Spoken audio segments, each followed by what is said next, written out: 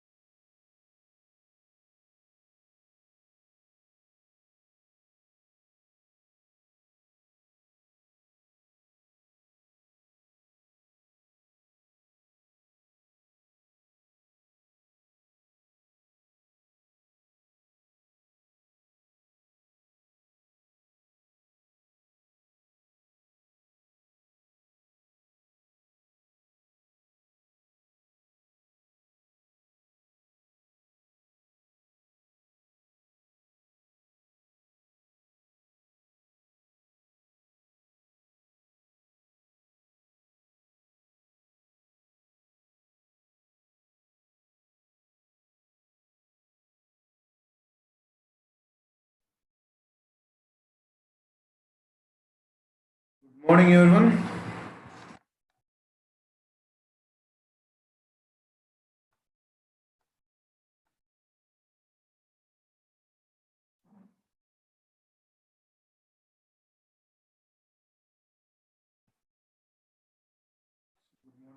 Good morning, everyone.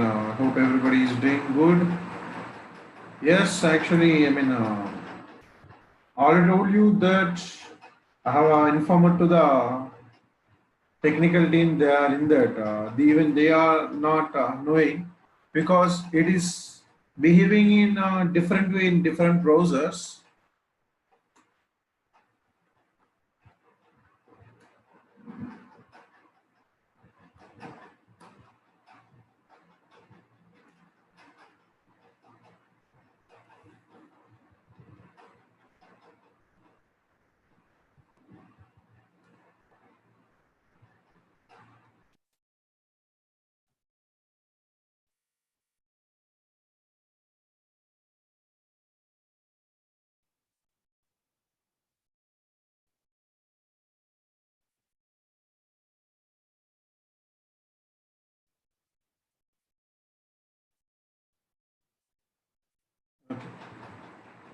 Let me check that once.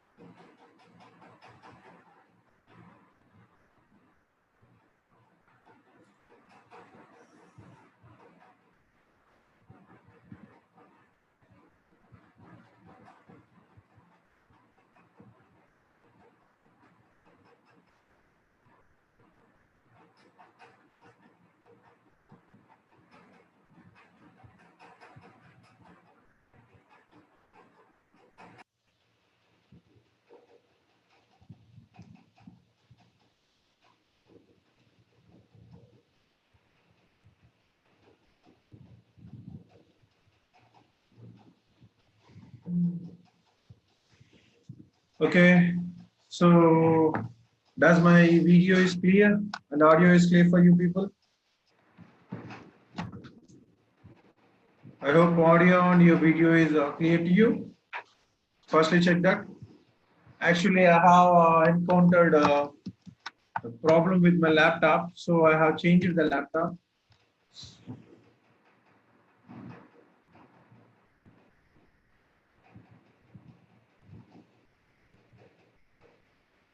So class notes is enabled, but PDF option is not available there. Actually, there might be some mistake over there, and it will be rectified soon. Please wait for that. Please wait for that. I have already, I have already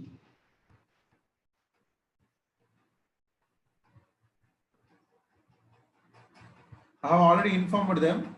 So please wait for that moment.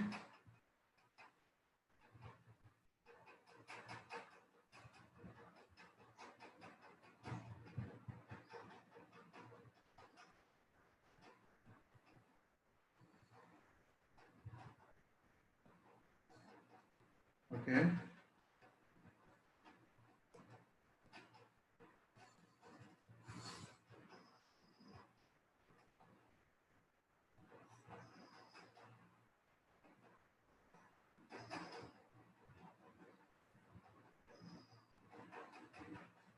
So I hope.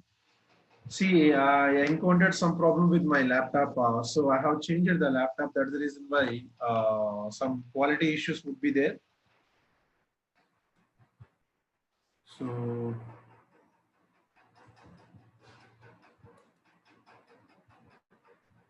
now let's see today's class.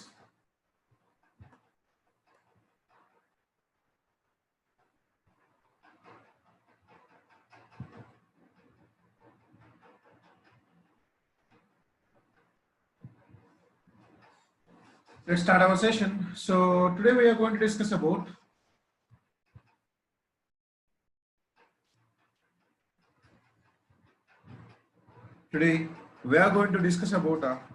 chapter number 18.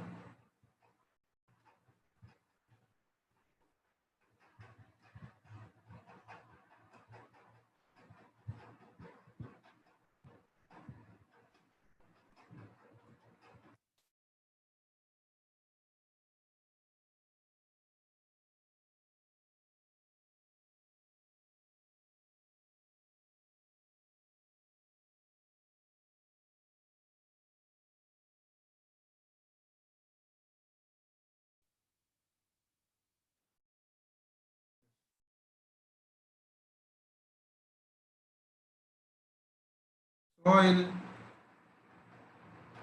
exploration. Chapter number 18, soil exploration.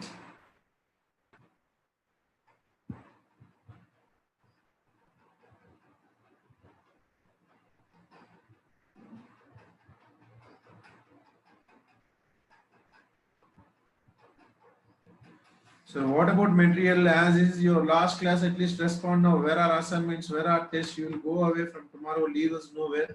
This is not correct, sir, after paying such huge amounts to us. My dear students, who is anonymous attendee, I am not going anywhere. Okay, I'll be here only. So don't worry, it will be there. First of all, you worry about whatever the required amount you have. So don't think that if you have everything in your plate, you are going to eat. So whatever you have now, you please go through that. It will be coming. It will come. And this is not the situation who is going to be anticipated. Even age does not anticipated about the situations who are currently going on. Okay, just because of that, you are sitting in room. Yeah, you paid the money, and we are not going to go away. We means a faculty, teaching staff, everything is a part of ACE. Just because one thing that you are going to give these statements, that's not fair.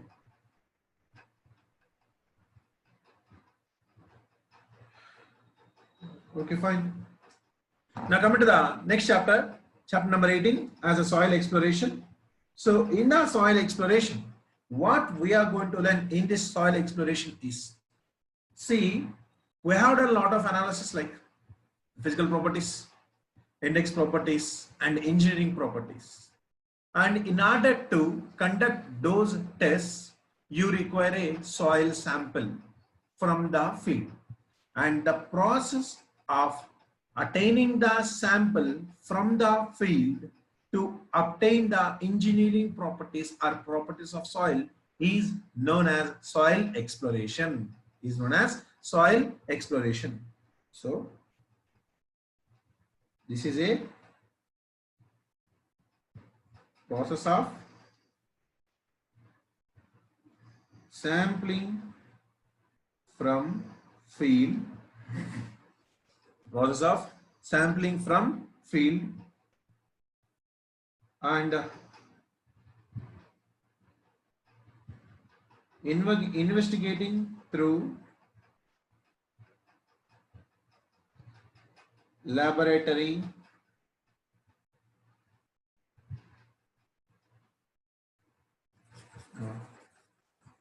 investigating through lab methods to determine properties of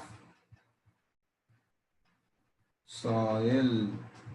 So it's known as soil exploration. Whatever the process that we are going to do for collecting the sample, such a process we are going to call it as a soil exploration. Okay, and keep that in your mind.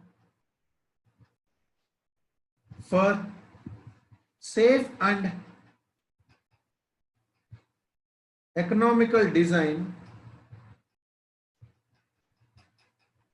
of structure,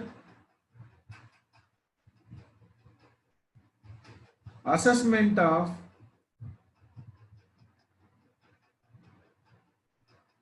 soil properties are important. Okay.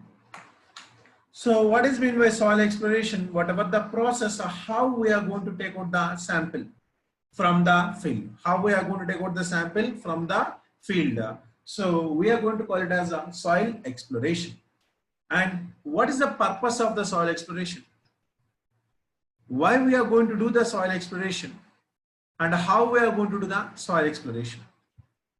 So now let's see the purpose.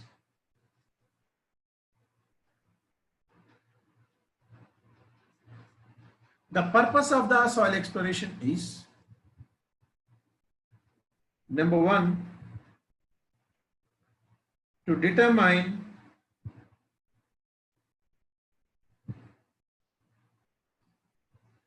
various properties of soil, to determine various properties of the soil mass, to determine location of the groundwater table. So if you know the groundwater table, you know throughout these chapters we have been discussed what happens due to water table. If the water table rises, effective stress decreases, shear strength decreases, bearing capacity decreases, which means the location of the water table affects all the properties of the soil or not. To determine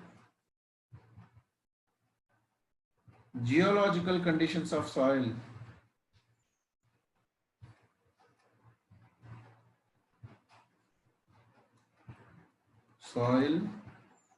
and rock,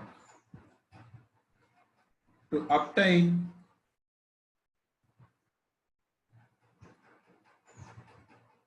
thickness of each, each soil mass in layered deposit. Okay. So now, my dear students, if you observe over here,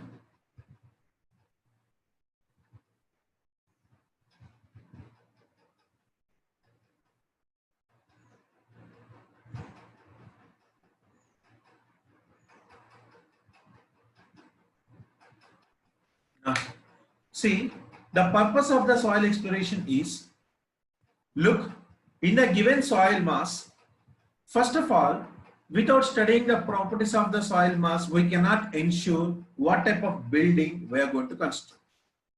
So for example, if you have given some soil site to me, sir, this is my site, I have this site, what type of foundation can I go for this one? First of all, I have to study the site, which is known as a site investigation, and soil exploration is a part of the site investigation. Soil exploration is a part of soil exploration is a part of site investigation. Okay, so soil exploration is a part of the site investigation. Fine, but now how we are going to do, sir? Why we are going to do, sir? If you want to know what type of structure to be constructed on a given soil mass, first of all, you need to know all the physical properties, index properties, and engineering properties of the soil mass. So far we have learned shear strength, compressibility, permeability, and before that index properties like consistency limit, particle size distribution, and before that physical properties like specific gravity void ratio. In order to obtain those, you required sample. And that process of sampling from the field is known as a soil exploration. Sir, you are saying good, it's fine. But how you are going to take out the sample from the field, sir? How you are going to take out the sample from the field?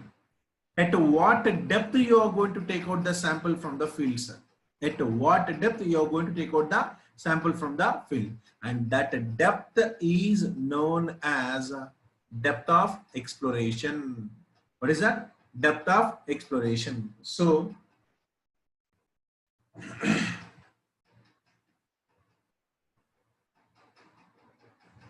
depth of exploration, the depth up to which an exploration is going to be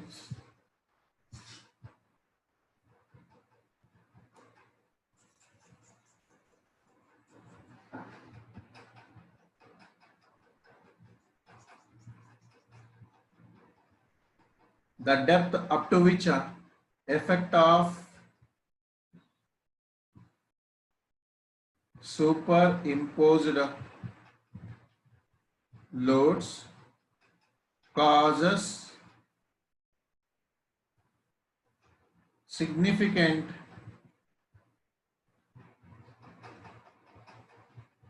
settlement and shear.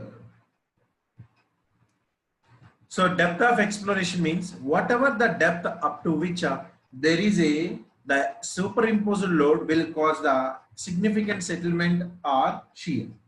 So generally this is going to be the depth of 0.1 to 0.2 times of Q of isobar. Have we remembered something earlier? So which means whatever the depth of exploration is nothing but the significant depth. What is a significant depth? Which is nothing but depth of 0.1 to 0.2 Q isobar means a depth of the pressure bulb.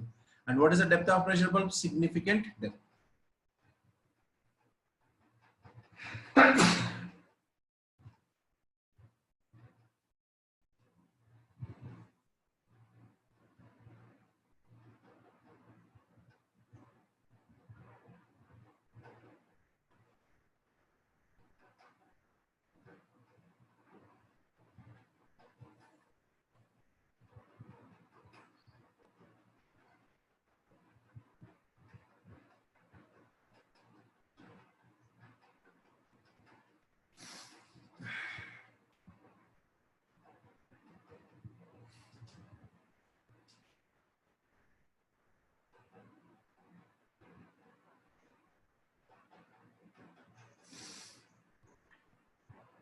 Okay. Now, whatever the depth of 0.1 to 0.2 isobar is known as the depth of exploration, and you know that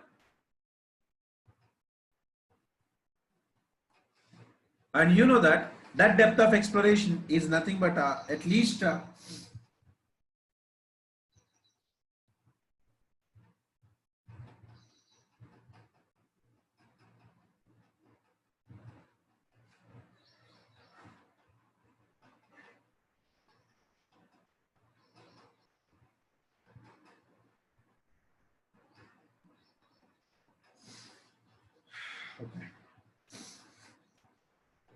Now, the depth of exploration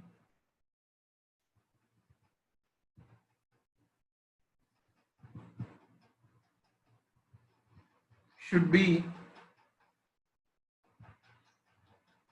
at least significant depth, DS.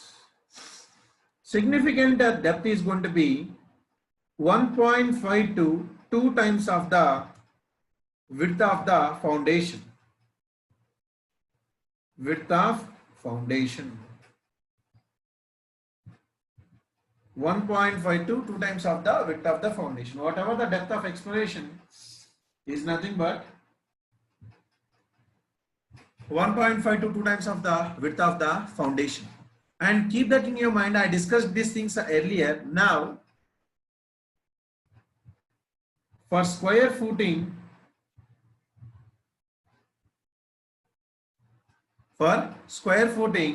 the depth of the significant depth is going to be 1.5 times of width of the footing. Whereas for strip footing, depth of a soil exploration is going to be 3 times of the width of the footing. See, these are the codal provisions. Why we go for the 1.5B, why we go for the 3B, sir? In the case of the strip footing, the length is going to be more, sir. So the pressure bulb depth is going to be more. That is the reason why in the case of the pressure bulb, the stress concentration is going to be more in strip footing rather than the square footing.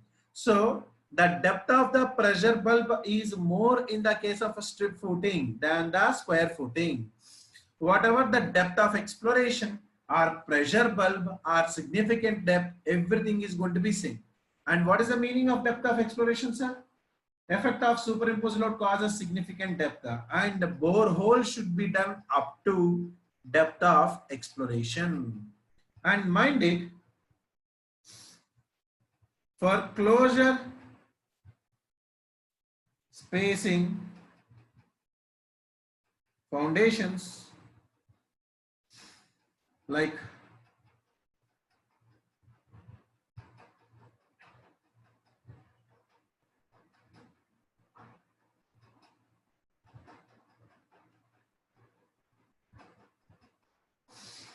let's say these are going to be the closure spacing foundation.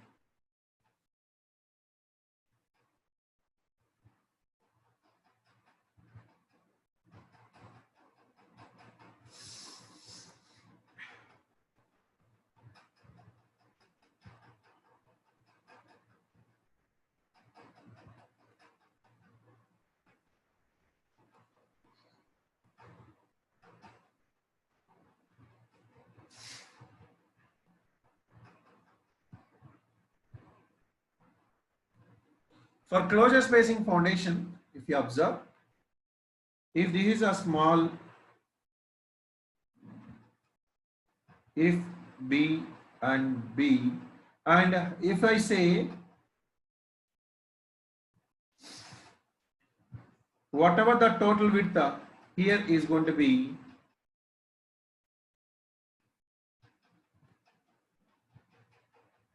capital B. For closure spacing footings, and each footing is going to be having a size B, and if the total width of the footings by taking a raft as a B, then depth of exploration is equals to 1.5 times of B. See, you see these are closure spacing foundations. Spacing is going to be very, very less. If the spacing is less, then you have to consider the whole as a single pack. I told you yesterday, in the case of the pile foundations, when the spacing between the piles is going to be less, that is going to be actually a block. Yes or no? In the case of the foundations, if the spacing is going to be closer, you have to take it as a block. And what is the width of the block? B. So foundation should be considered as a block. Now, this is about the depth of exploration. Note,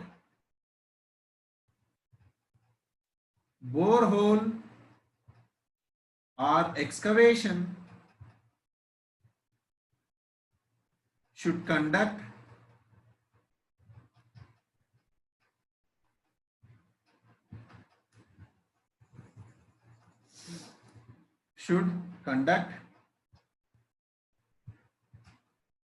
up to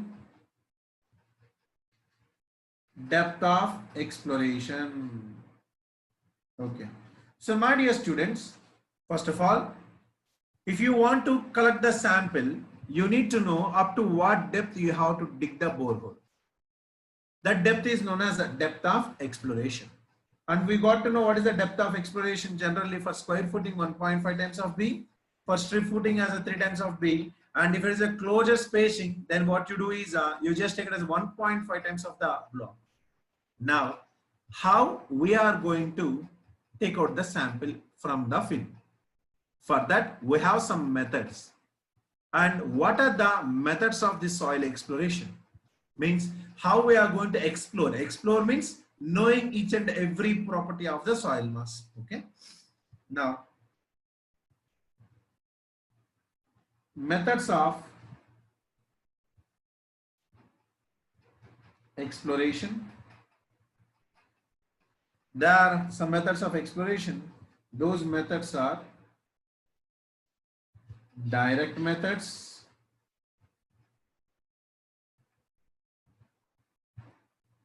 semi-direct method,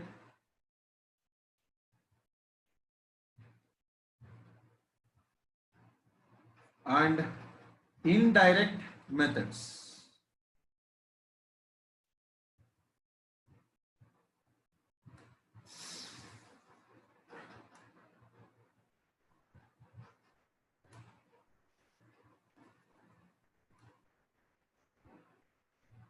Okay. Semi-direct method and indirect methods. So these are different type of methods are there. The first direct methods are open cuts or trenches. Semi-direct methods are borings like auger boring, wash boring, percussion, drilling, and rotary drilling. So the semi-direct methods are going to be the borings, and direct methods are open cuts, and indirect methods are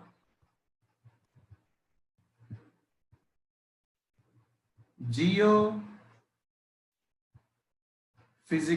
methods. And what is the geophysical methods, sir? The geophysical methods are number one, seismic refraction method, and number two, electrical resistivity method. Seismic refraction method and electrical resistivity method. See, apart from this boring, so there is a penetration test also, and those penetration tests like a standard penetration test and the cone penetration test is there. So now, my dear student, how we are going to explore the soil is these are the different methods. Now let's see one by one. So if you want to, you can take a screenshot also. We will give me a minute.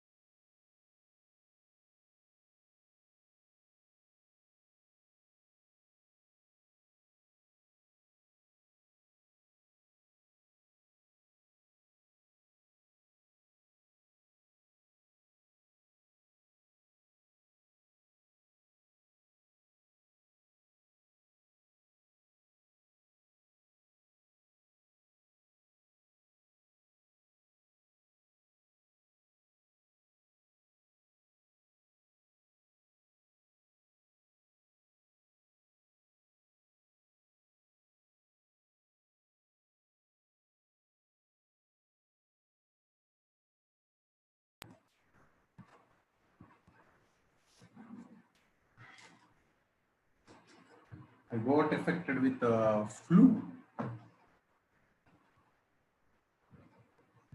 So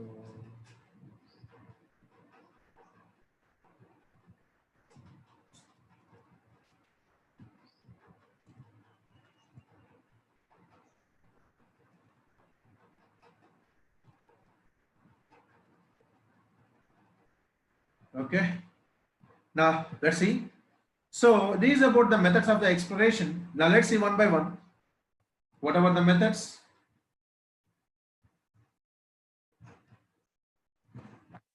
What are the methods we have? Let's see. First one, open cuts or trenches.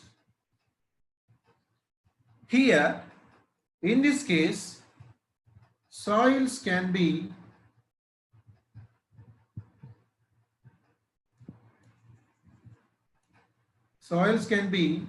investigated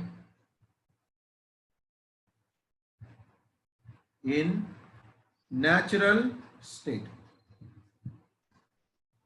Soils can be investigated in a natural state. And next point is, see, in the case of the open cuts and trenches, whatever the soil you take, every soil mass, it can be investigated in a natural state. And both undisturbed and disturbed samples can be obtained. Both undisturbed and disturbed samples can be obtained. So you can get both undisturbed samples and disturbed samples also, but suitable up to 2 to 3 meters only. Suitable up to 2 to 3 meters only. Just simply, you see, if you observe this figure, whatever the figure I am showing you,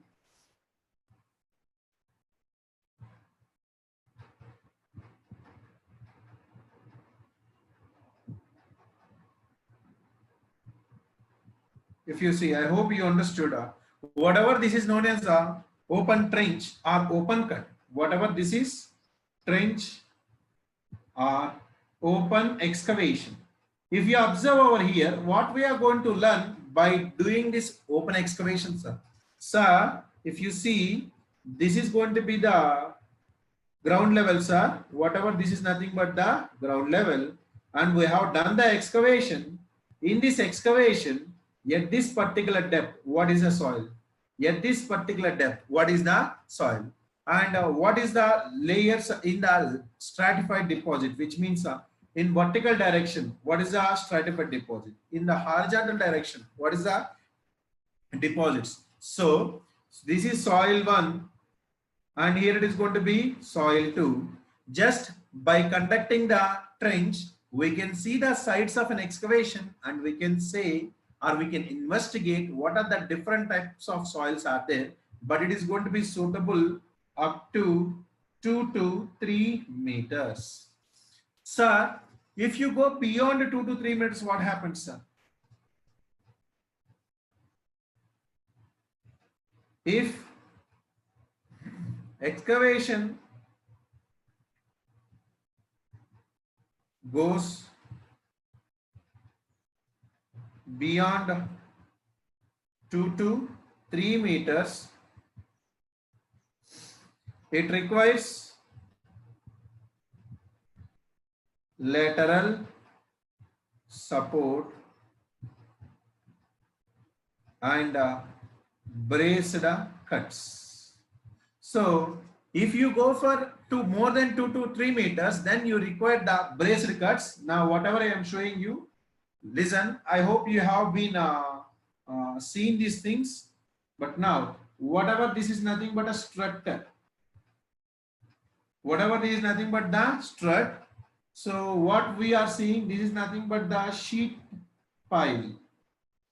Whatever this is nothing but the sheet pile. See, if you observe what I am showing you here, so these are also sheet piles. and what we call this one are known as struts, and these are known as braced cuts. What we call is braced cuts. So when do we go for the braced cuts is if the depth of the trench is going to be more, it requires the lateral support. Mind it, this is nothing but a lateral support or not? Lateral support by sheet piles. So this is an excavation, whatever the excavation, this entire is an excavation, and in this excavation, in order to provide the lateral support, we provide the sheet pile walls and we have the struts. We have the struts, and these are going to be the joints. These are going to be the joints between the struts and the sheet pile walls. So this is the first one. Open cuts are trenches. Here itself, I am going to say types of samples. Listen. I just said that undisturbed and disturbed, right? Types of samples. There are generally two types of samples. One is disturbed samples. Other one is undisturbed samples. And this disturbed samples is also known as this disturbed sample is also known as representative samples. Sir, what is the meaning of disturbed or undisturbed, sir? Sir, while you are taking the soil mass out, if the structure of the soil changes, or if the water content and mineral content of the soil is going to be changes, means if the natural soil structure, mineral content and water content modifies, then you are going to call it as a disturbed samples. If natural soil structure, moisture content and mineral content modifies or changes, then we call it as a disturbed samples. And if no property or moisture content modifies or changes, then we call it as undisturbed samples. So if the natural structure and moisture content are going to be changes, that is going to be representative samples. And if there is no change in the structure and no change in the property, then we call it as undisturbed samples. And keep that in your mind. These disturbed samples are suitable for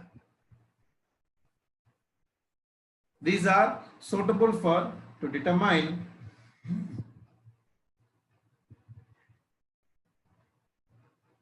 index properties of soil, whatever the index properties we have been discussed earlier, and these are going to be to determine engineering properties of soil. Look, so if you want to determine the disturbed samples, if you want to determine index properties, we go for the disturbed samples. And for the undisturbed samples, means if you want to determine the engineering properties, the meaning of engineering properties are like permeability, compressibility and shear strength. Whatever these topics are nothing but the engineering of properties. So these engineering properties are going to be conducted on the undisturbed samples.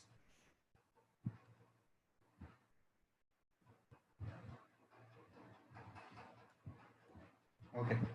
Now, Let's see some other things. So if you see, this is nothing but just open cuts or trenches first. And next one, coming to the borings. In this, first one is auger boring.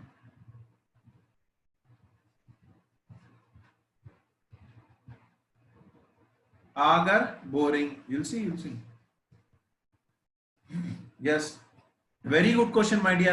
One of our student asked, sir, how come we get undisturbed samples? Sir, practically, you cannot get without any disturbance. So we neglect a small disturbances. By neglecting small portion of disturbance.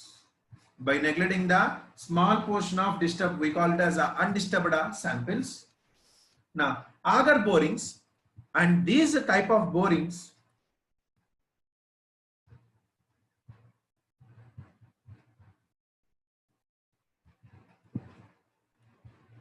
to progress bore holes. Okay. See, these type of borings are going to be suitable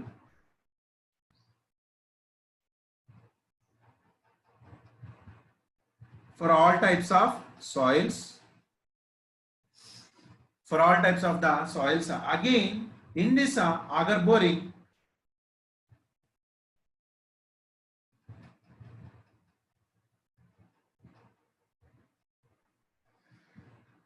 and in this auger boring, there are different types of borings. You see, there are hand-driven boring, augers, power-driven augers. Generally, the hand-driven augers are going to be suitable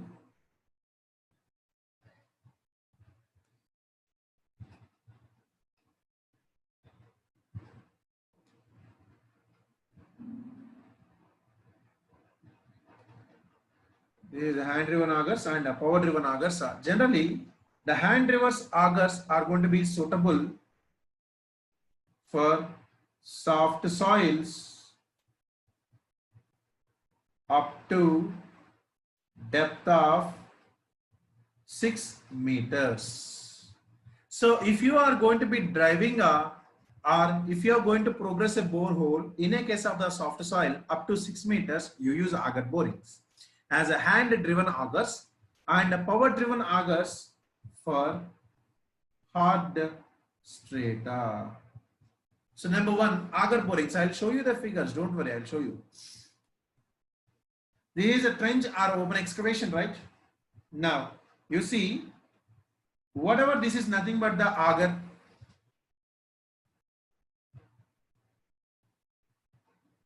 Whatever this is nothing but the auger. See, whatever I'm showing you here, this is nothing but the auger, which is a helical auger. The shape is going to be, looks like a helical auger. I hope you can see this one.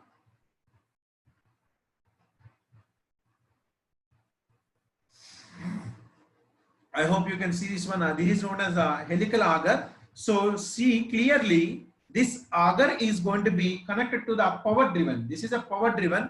Whatever this is nothing but the power driven augers. Power driven augers, which means you are going to connect this auger to here and you are going to rotate. When you rotate now, what happens? These helical augers will shear the soil mass and take out the sample out. Yes or no? So, and it is going to be conducted borehole. So now I have shown you in yesterday's class, if you remember the piles, I said you how you are going to prepare the borehole for the bored piles. Remember that? And that borehole is going to be conducted by different type of borings, and one of the type is going to be auger boring. And that auger boring, you see, whatever this is nothing but the soil sample or not. soil, right? This is a soil, and whatever here you are going to see is known as a bore hole. And similarly, if you observe,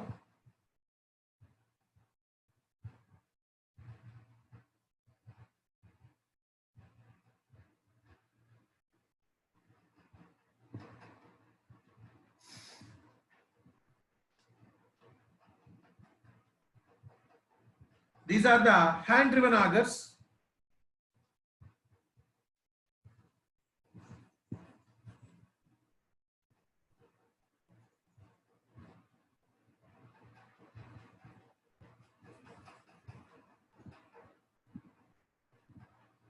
Actually, there were a lot of figures, but I have missed. Unfortunately, my laptop got crashed, means somehow it is not working. There might be some problem. So I lost a lot of images, but I took some time to take other laptop and I have downloaded all the images and I have installed a regain. Means again I installed over here. So whatever, this is nothing but these are hand driven augers. So you see, you can observe there is going to be helical and there is going to be hole, direct hole driven. So if you observe, whatever this is nothing but the hand driven augers. You can keep your hands over here. You can keep your hands over here and you can rotate. When you rotate, that soil mass will going to be sheared and it's going to be create a borehole. So these are the different type of augers we are going to use in the field. One is going to be power driven auger. This is a power driven auger, and the other one is going to be hand driven augers. And these augers are going to be useful for all that type of soil masses. Next.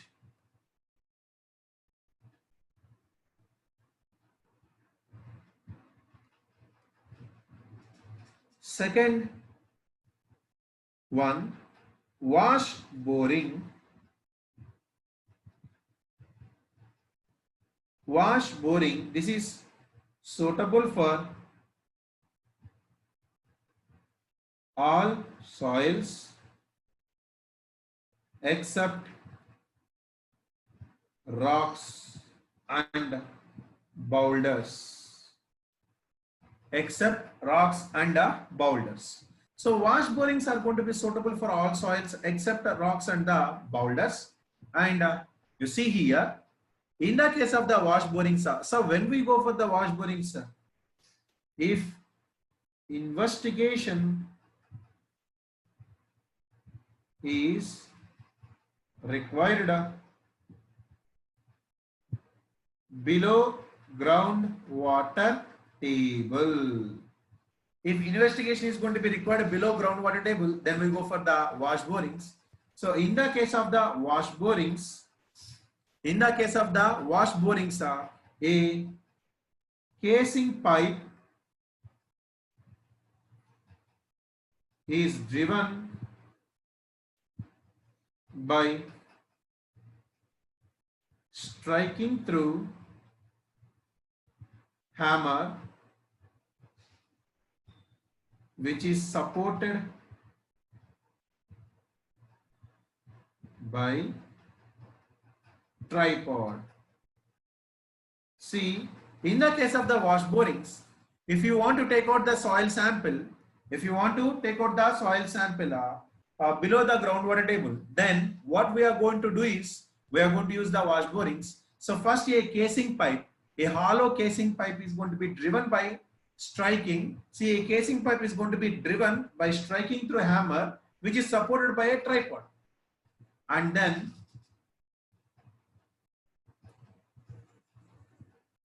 you see here,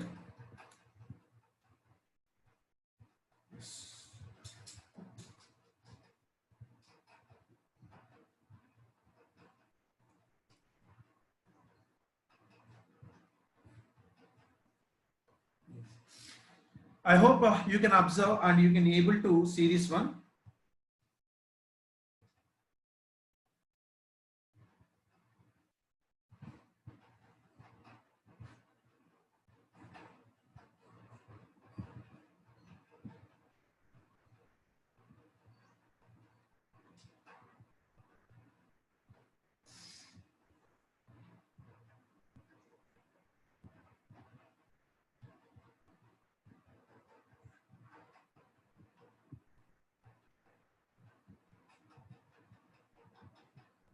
Yes. So if you look over here, see, these are all the images that I have been downloaded from Google and from other sources. And mind it, there is no direct link of mine to these images. These are just for the sake of explanation purpose only. So keep that in your mind. Now, you see, whatever you observe, there is nothing but borehole wall. And you see, whatever I am going to represent, there is a casing. And whatever, there is nothing but the casing pipe. So this is a casing pipe. And this casing pipe is going to be driven. This casing pipe is going to be driven into the soil. Casing pipe. This casing pipe is going to be driven into the soil by means of a hammer, which is going to be supported by tripod. See, this is nothing but a tripod, right? Whatever is nothing but a tripod. And then what we are going to do is we are going to see whatever there is nothing but inside. If you observe, whatever there is nothing but the hollow drill rod, and a drill rod is going to be inserted inside of this casing. Hollow drill rod is going to be inserted, and this is a pulley.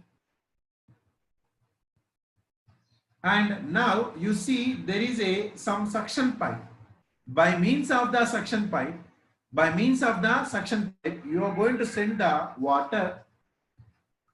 You are going to send the water through this. See, this is a hollow drill rod or not? That's a hollow one. As it is a hollow one, the water will enter into the hollow rod, and by the time it reaches over here, it is going to be having a chopping action. The water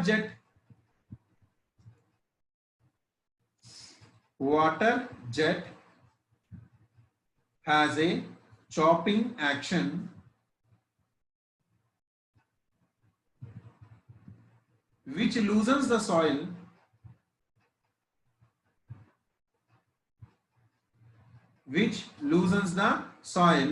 and forms suspension. So in the case of here, so once it gets whatever the soil mass, it gets breaks down and loosens, and now it is going to be collected outside by means of the sump pipe. Whatever is known as a sump pipe. So at first we drive the casing, and then we drive a drill rod, and through this drill rod, you see whatever there is nothing but a drill rod, right? Whatever there is nothing but a drill rod. So whatever is nothing but a casing. This is known as a drill rods, and through this drill rods, water is going to be connected, and this is going to be the drilling bit. You can see whatever there is nothing but the drilling bit, and this drilling bit is going to be present inside, and everything is going to be supported under tripod. So now, once I get this, I will be getting the samples from this drill rod or not. You see, from this, whatever the soil sample, this is known as soil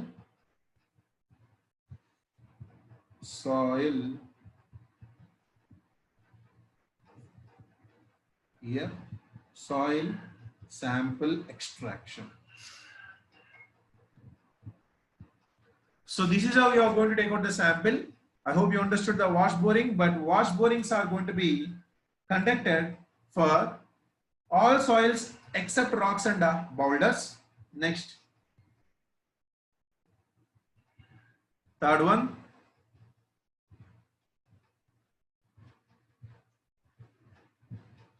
percussion drilling.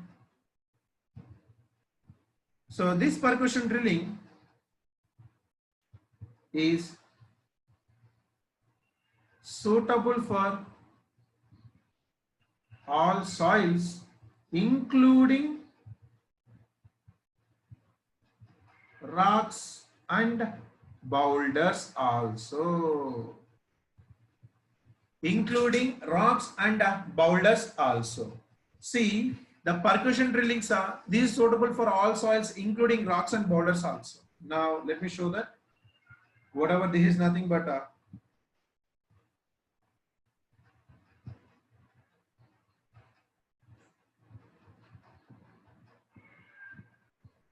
Yes, if you observe, this is known as a percussion driller.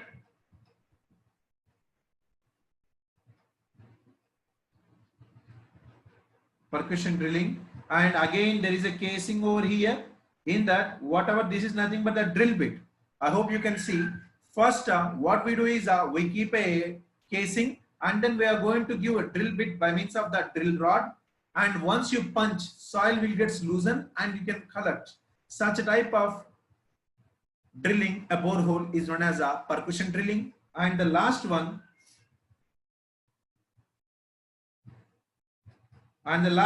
this is going to be the rotary drilling. Whatever, this is nothing but rotary drilling.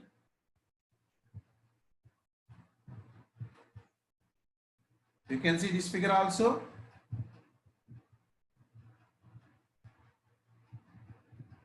So how you are going to drill it? By means of, see, it has this, whatever the blades you see,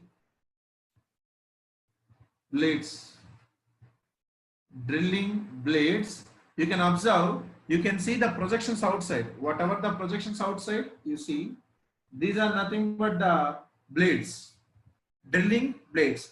And now by using those drilling blades, you are going to drill the soil mass. So this is rotary drilling only, and this rotary drilling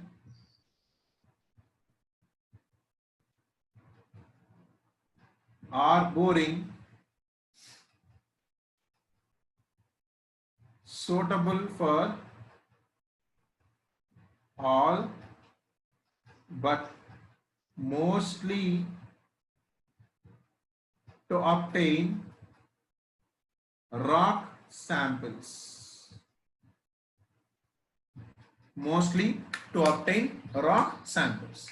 So these are known as percussion drillings and rotary drillings. Agar boring, see, this is a semi-direct methods where we dig a borehole and then we are going to study the soil masses. Agar boring for all soils, wash boring for all soils except rocks and boulders, percussion drillings for all soils including rocks and boulders.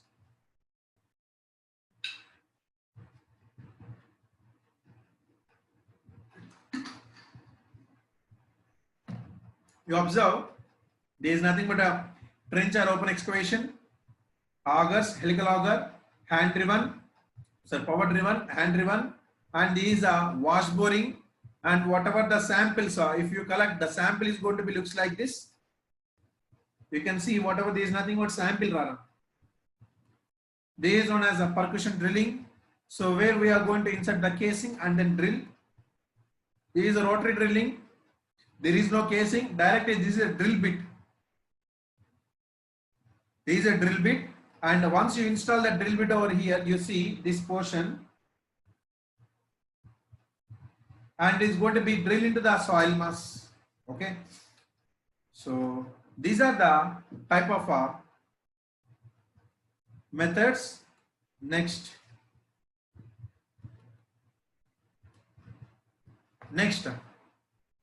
Geophysical methods.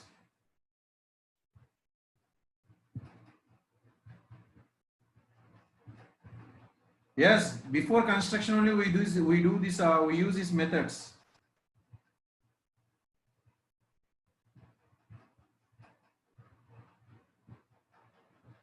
Auger boring can't be used for rocks and boulders.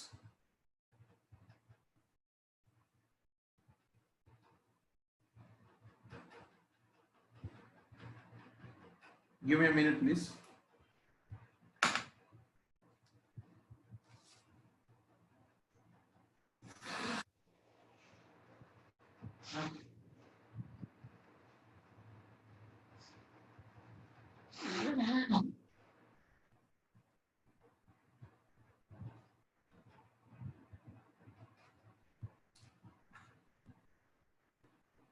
Yes. Okay. See, the economicity depends upon the type of construction you are going to discuss. If you are going to construct on the type of means depending upon the type of soil, the economicity is not going to be depends just only on the boring. It depends upon the type of samples and what we are going to do the samplers and all those things. So wait for that. Next, geophysical methods. And these geophysical methods are exclusively important for the IES people. Geophysical methods. And these geophysical methods are to study or to investigate underground layers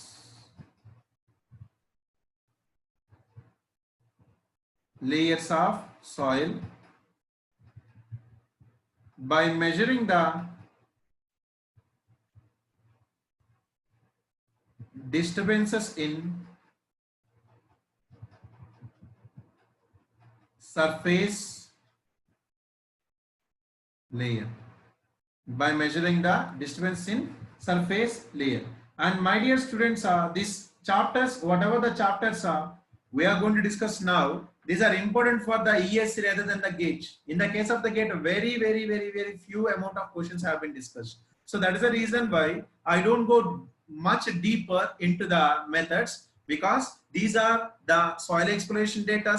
Just you need to know what is what required for the examination. If you go to the previous GATE or IES, there are no much questions are discussed. But as a faculty, I have to discuss the chapters, and as a student, you have to listen to the chapters. So the geophysical methods. Number one,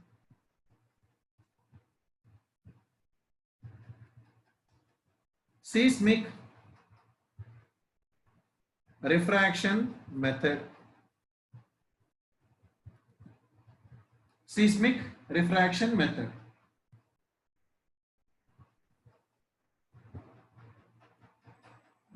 Seismic refraction method. So in the case of the seismic refraction method, it is based on a principle.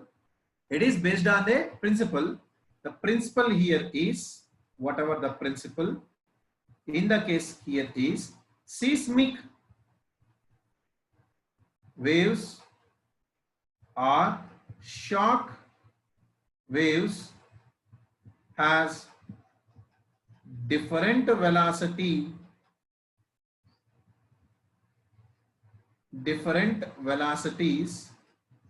in different soils. See, mind it, this is the principle.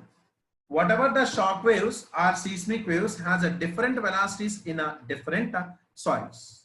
So, and moreover,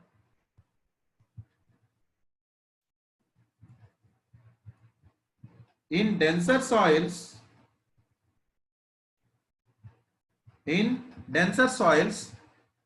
velocity of wave is more than in loose soils. So this is the principle of the seismic refraction method. Seismic means waves, shock waves or seismic waves. So when you impart some seismic waves or shock waves, there whatever the velocity of the wave is different in different soils, and keep that in your mind. Denser soils are going to have the higher velocity than the looser soils. Now let me take two different soils over here. Let's take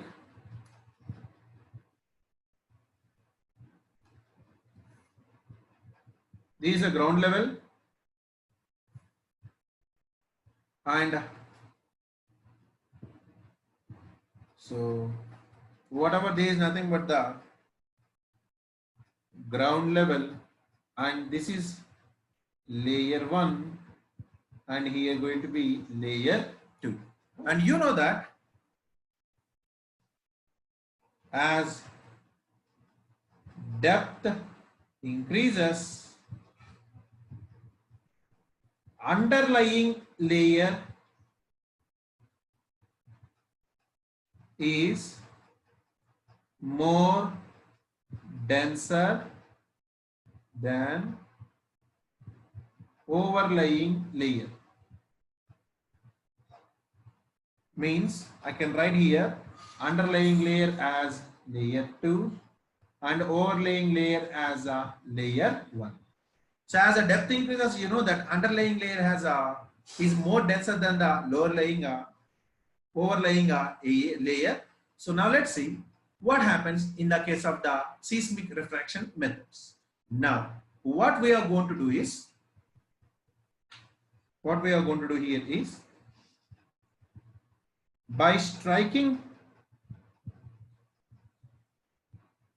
a plate with a hammer on ground, by striking a plate with a hammer on the ground produces shock waves. So now you see, let's go back again. Now I am going to strike, and when I strike over here, this is a source. So now from this the shock waves are going to be developed in all the directions. So whatever this is nothing but the shock waves, whatever this is nothing but the shock waves are seismic waves. So first of all, what we do is, if this is a ground, you give an impact so that it will produce some shock waves on that now. And these shock waves has a different velocities in different soils. Yes or no? So now whatever the velocity means, it is going to be the, once the shock waves is going to be produced, the time will be recorded in a device known as a geophones. In a geophones. Geophone is a device which records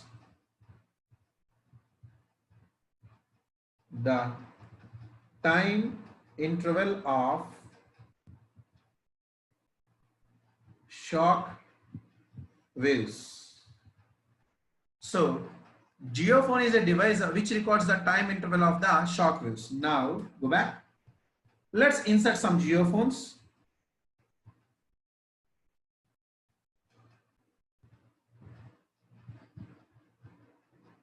At regular intervals means at equal spacing.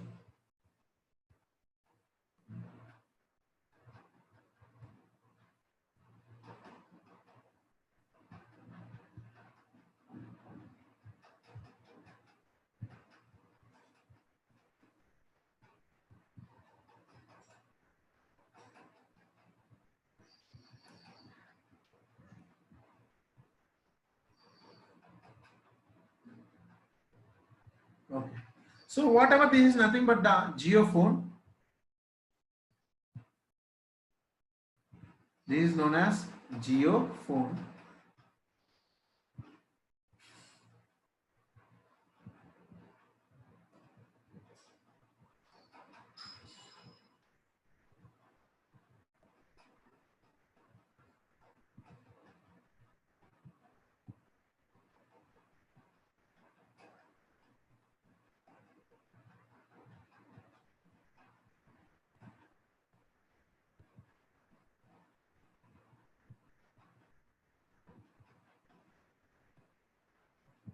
Okay, fine.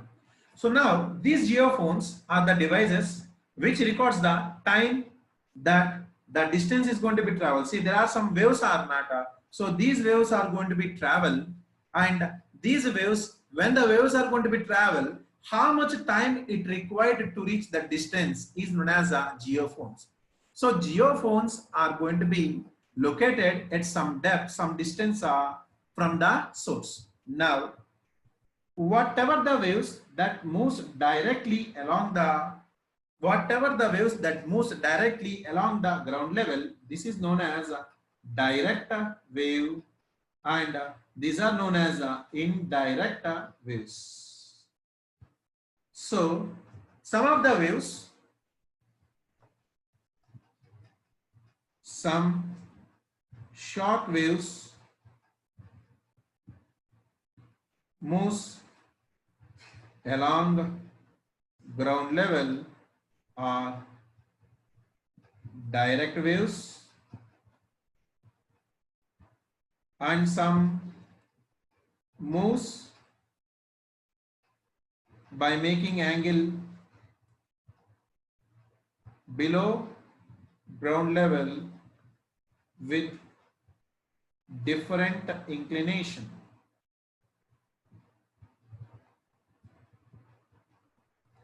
Now, you please observe. Everybody have a look over here, please. Listen. Now, when these waves are going to be travel, and they are going to be penetrated, when they reaches the boundary, this is a boundary or not? Yet a boundary between two soils, some portion of this wave is going to be gets refracted. Some portion of this wave gets refracted. So, and then see, the refracted waves are going to be again measured in the geophones. These are nothing but the geophones. So this is going to be the indirect waves. Whatever this is known as a refracted wave. Whatever this is nothing but the refracted wave. So here, if you see, with a different inclination and gets refracted when meets boundary. Waves meet boundary between two soils. Now you see, direct waves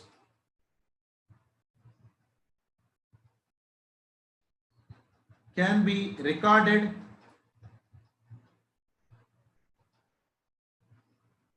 quickly. See, just now, whatever this is nothing but a direct wave or not, these direct waves can be recorded quickly on a geophone which is near to the source.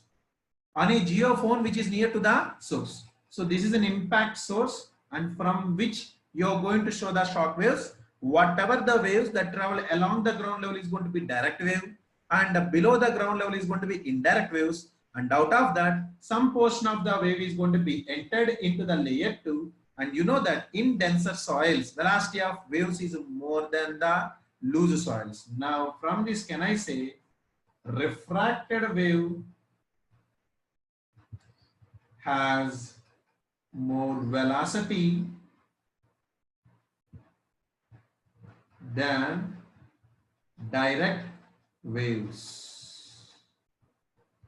Refracted waves has more velocity than the direct waves. So direct waves can be recorded quickly in geophones. In geophones near to the source. As a distance from the as a distance of geophone increases. Now you see, this is a geophone 1 and geophone 2, geophone 3. My dear students, you observe, see, in the geophone 1, which is very near to the impact source, there direct waves are going to be recorded quickly. Means whatever the distance traveled by the direct wave, whatever the distance traveled by the direct wave, and what is the time required for the direct wave. See, what is the purpose of the geophone? Is a device which records the time interval of the shock waves. So now, as the distance of this geophone increases from the source, geophone increases from source, refracted waves will be recorded more quickly than direct waves. So my dear students, what I want to say here is, in simple words, when you impact or when you give an impact, the waves are going to be formed. Direct waves can be recorded to the geophone near to the source. Refracted waves are going to be recorded in the later geophones. You see, This is the direct wave. I hope you can see the figure clearly. Direct waves are going to be recorded in the nearby, and refracted waves are going to be recorded in the later geophones. Now, once you get the data, now plot distance traveled by waves with a time recorded in geophone.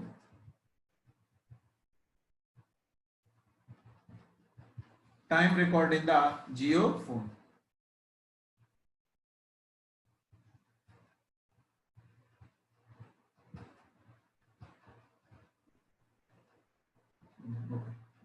So geophone. Now plot distance traveled by the waves. So if you plot a graph,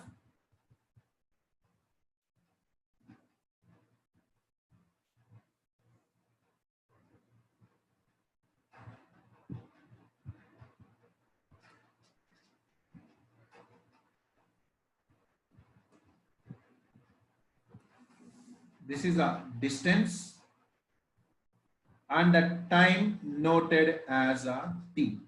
So if you plot a graph, so my dear student, come and tell me, lesser the distance, which wave is going to be calculated? Direct wave. See, distance of the geophone,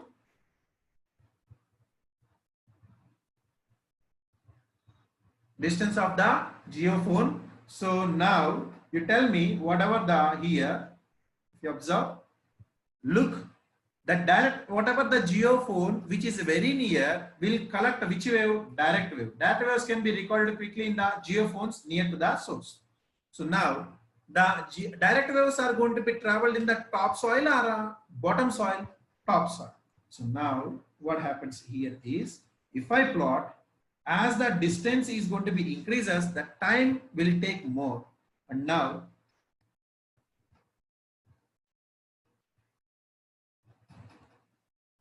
if I plot the graph up to certain extent, this is going to be the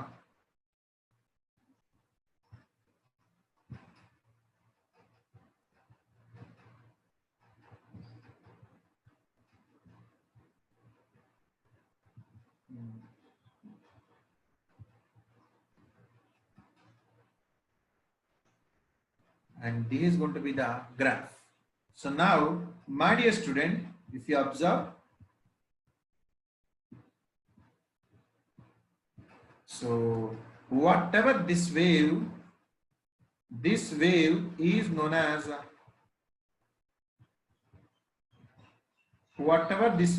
this is known as direct wave, and whatever this wave, this is known as a refracted wave. Direct wave and a refracted wave. Why, sir? If the distance is going to be lesser, at a lesser distance, direct waves are going to be recorded first, and as the distance increases, as the geophone distance increases, I have written, as the distance of geophone increases from source, refracted wave will be recorded more quickly than the direct waves. So now if you plot whatever the velocities, you please observe this velocity. Let's take whatever the velocity. Velocity is nothing but, what is meant by velocity? Velocity means distance by time. Yes or no? So velocity means distance by time. So if you observe over here, in the case of this portion, there is nothing but 1 by V1. So you can find out V1, where V1 is the velocity of direct wave, and what about here, sir? 1 by V2. V2 is the velocity of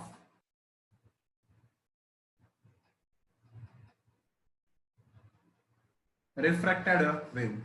V1 is the velocity of a direct wave. V2 is the velocity of the refracted wave. Keep that in your mind.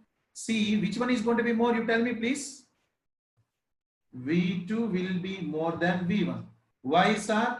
I told you here, sir, refracted wave has more velocity than the direct wave, sir, because the refracted wave is in which layer, sir? Layer 2. As the depth increases, underlying layer is going to be more denser than the overlying layer. And the principle of the refraction method is denser soils has more velocity. So refracted wave is in the denser soil. So refracted wave has a more velocity than the direct waves. From the figure also you see the magnitude. Whatever this magnitude, V2 is going to be more than V1. And if you see, let's take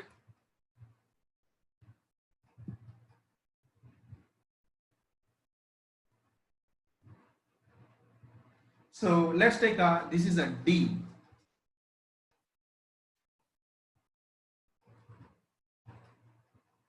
Let's take this is a D, where if D is the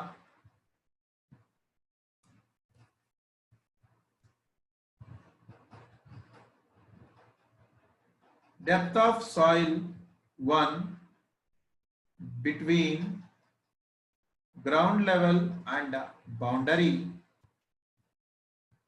and small d is the distance of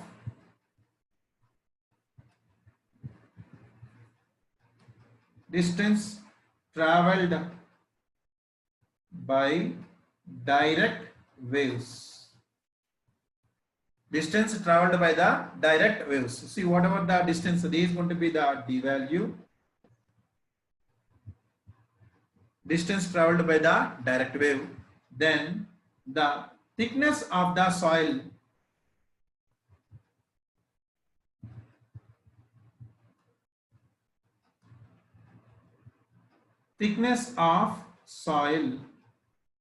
D is equals to, how you are going to find it out, sir, is thickness D is equals to D by 2 into root of V2 minus V1 by V2 plus V1. So finally, this is the equation that we are going to get. Yes. Finally, this is the equation that we are going to get by means of the seismic refraction method. What we are going to do finally, sir? We are going to find out the thickness of the soil, sir. We are going to find out the thickness of the soil. Sir, how we are going to find out the thickness of soil, sir? By measuring the direct wave and the refracted wave. Its velocity is 1 by V1. Sir, can't you find out velocity here? Once you draw the graph, you can find out the velocities V1 and you can find out the velocity V2. So where V2 is the velocity of the refracted wave, V1 is the velocity of the direct wave, and you know that refracted wave has more velocity than the direct wave. So V2 is going to be greater than V1. I hope you understood.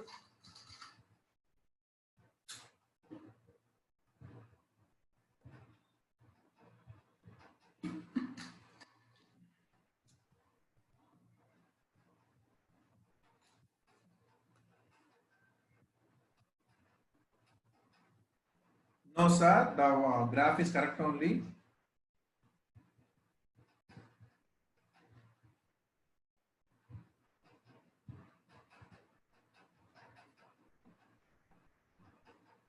Okay, fine.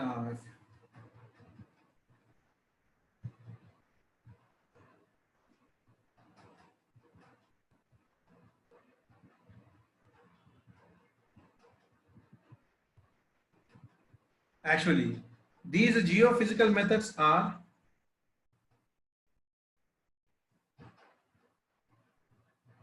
more economical than borings. More economical than the borings. So if you want, you can study. Now I'm going for the next method. Please, if you want, you can take a screenshot. Now,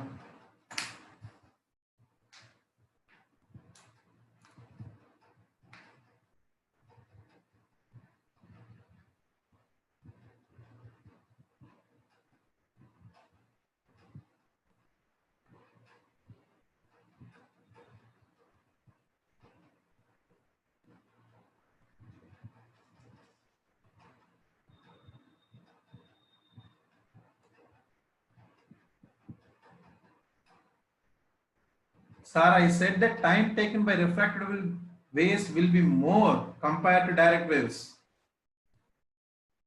Please look over this point. Refracted wave has a more velocity than the direct waves. Refracted waves has more velocity than the direct waves. Okay, keep that in your mind.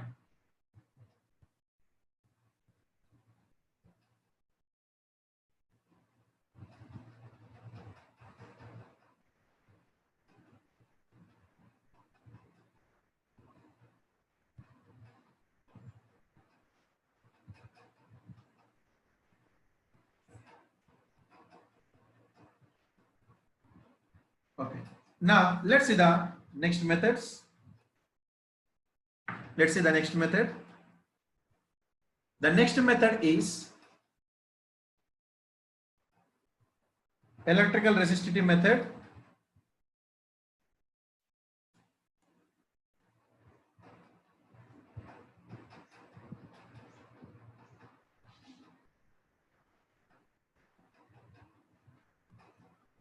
Electrical resistivity method.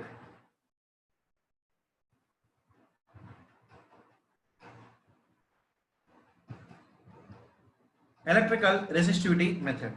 So the electrical resistivity method here, the principle is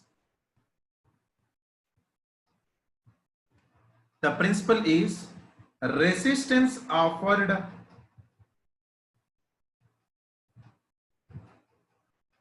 by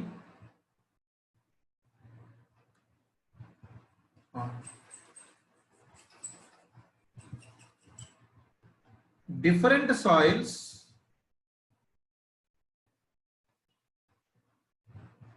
offers different resistivity for current flow. The principle behind here is different soils offers a different resistivity for the current flow. Sir, first of all, what is resistivity, sir? Resistivity represented with the rho is resistance to flow of current. So different soils offers different resistivity for the current flow. Here what we are going to do is, now in this, if this is a ground level, we are going to provide some electrodes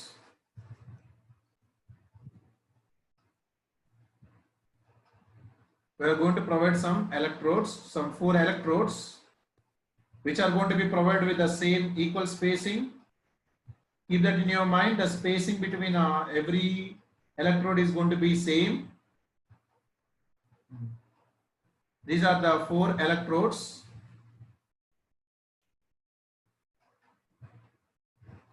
Now these 4 electrodes are going to be located at the ground level. These are going to be the ground level.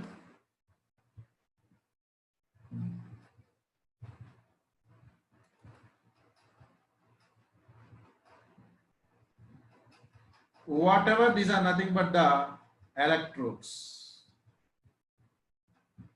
So 4 electrodes are placed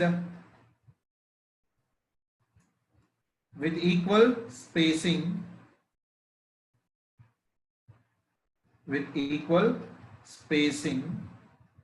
D along the ground level. 4 electrodes are placed with equal spacing D along the ground level, and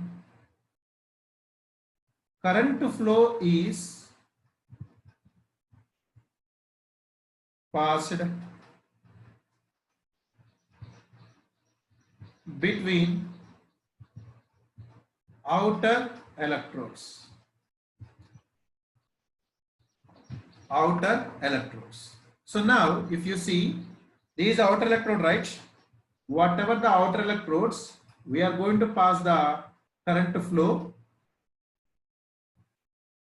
I is nothing but current flow, where I is a current flow.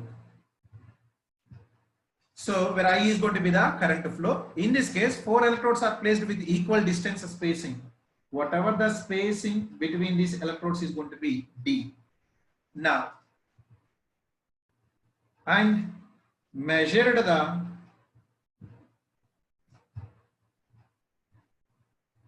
potential difference E between inner electrodes. So between inner electrodes, you are going to measure the potential difference as a E. See, look, what we have done is simply we inserted 4 electrodes, and once you make sure that current flow, then the soil is in the electric field. Whatever this is nothing but the soil one. So this is the soil, and electric field is going to be induced. Here, electric field is going to be induced. So different soils offer different resistivity in the current flow, and that resistivity means resistance to flow of current. So whatever the soil, as the type of soil changes, its resistivity is going to be changes. How you are going to find out the resistivity is you insert 4 electrodes with equal spacing, and then you send the current flow but the outer flows, and you find out the potential difference E between the inner electrodes. Then the resistivity is measured as 2 pi D into E by I. The resistivity, let's take the resistivity as R. The resistivity is equals to 2 pi dE, where D is spacing between electrodes. See, these are going to be important for the IES. This is for the IES only. And the gate people, if you want to remember, you can remember. This is E as potential difference and I as current in amperes. I hope you know the units of the current as amperes. And in the case of electrical resistivity methods,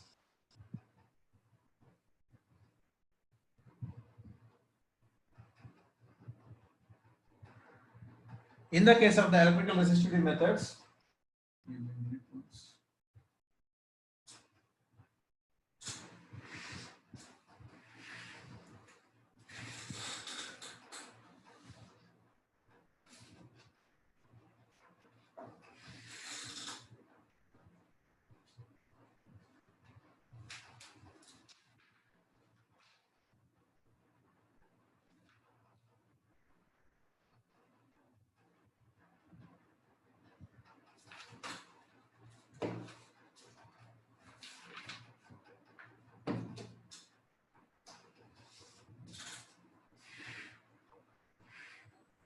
in the case of the electrical resistivity methods, so there are 2 methods again here. Resistivity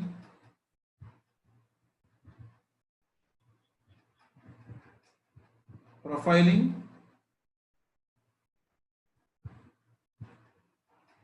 resistivity sounding. Resistivity profiling and resistivity sounding. This resistivity profiling is used to investigate lateral variation of soil.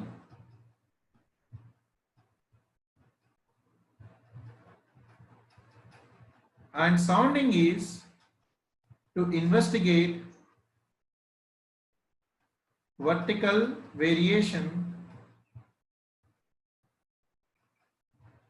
or variation of soil along depth. So For variation of the soil along the depth, you go for the electrical resistivity method as a resistivity sounding.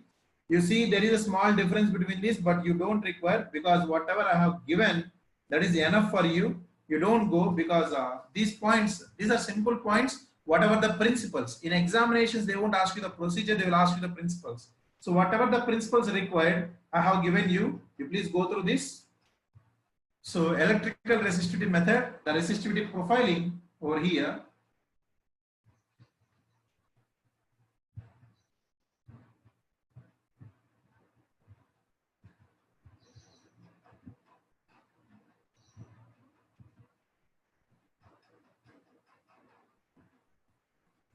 Going so for slow down, we need to write notes, Miss Monica. So how I'm going to provide the PDF, right? So if you want to write the notes, you can take the screenshot and you can write the notes later. That's the reason why I'm already taking a lot of time for explanation. So please. Now, that's about the electrical resistivity methods. See, so far we discussed about different methods. Now, let's see.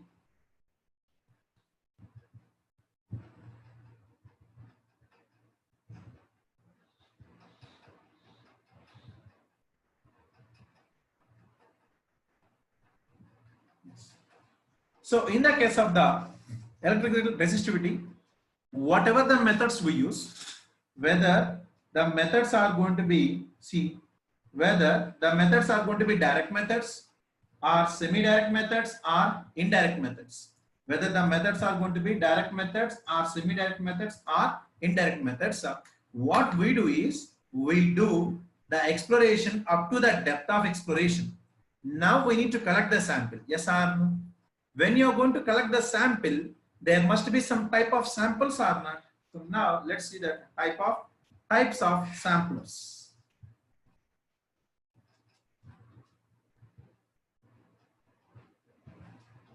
Types of samplers. The types of samplers are: number one, split spoon sampler. Number two, thin walled sampler. Number three, Shelby tubes. Number four, piston sampler. Generally, the split spoon sampler is going to be used to attain disturbed samples.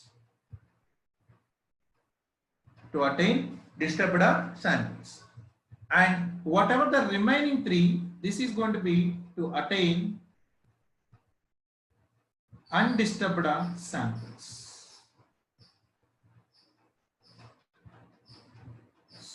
Now, my dear, let's go back. Whatever this one here, where is that?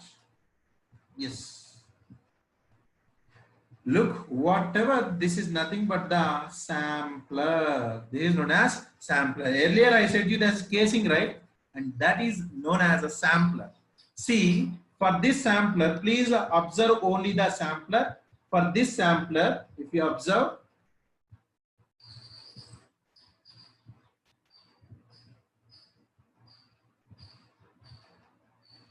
in this sampler,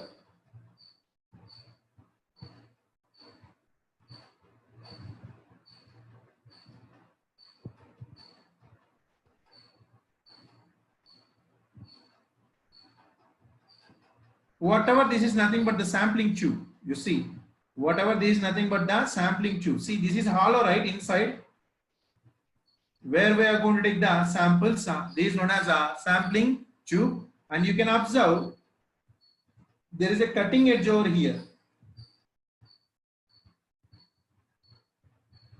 You can observe there is a cutting edge over here. So this is known as a cutting edge. This is known as a cutting edge. So you see replaced by sample spooning during the sample operations. We are going to observe this one. You don't need to worry about these things. I'll write over here. This is a drill bit. Okay. So, my dear, now let me show you that sampler once. This is a sampler, split spoon sampler.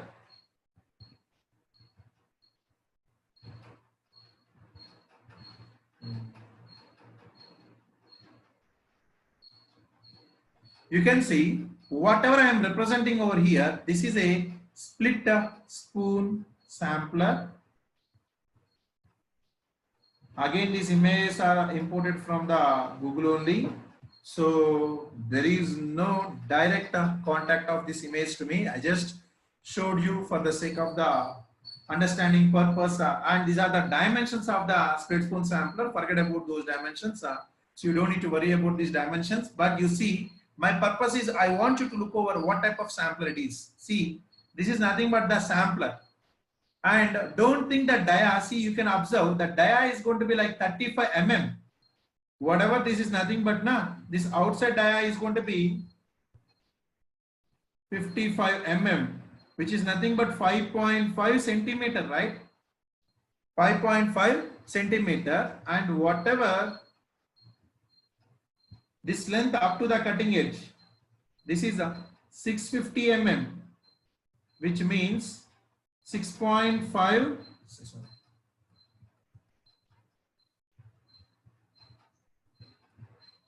65 centimeters or 0.65 meter. So these are the samplers. You can observe there is a split spoon sampler, and whatever this one,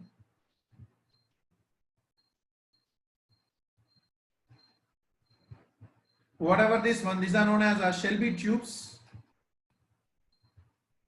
These are Shelby tubes. You can observe these are nothing but the Shelby tubes. These are samplers, and these are the dimensions for that. So if you want, you can go through that, but I am not going to go through the samplers dimensions. Yes. So these we don't require, right? Okay, fine.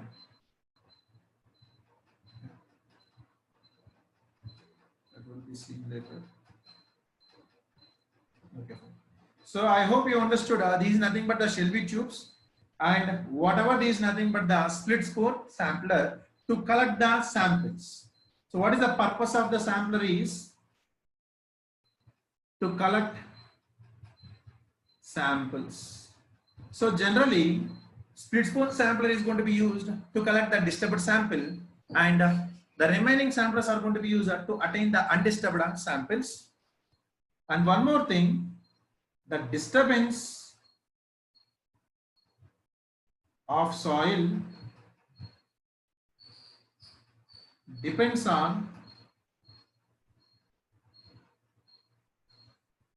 thickness of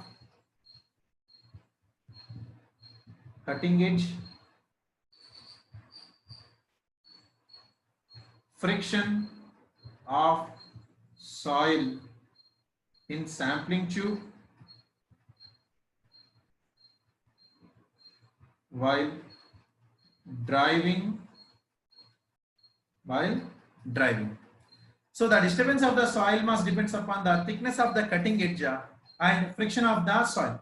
You see, now let's draw that sampling tube. Please observe.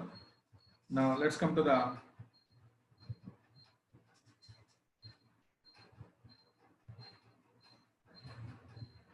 design of sampler. These are very important for the gauge.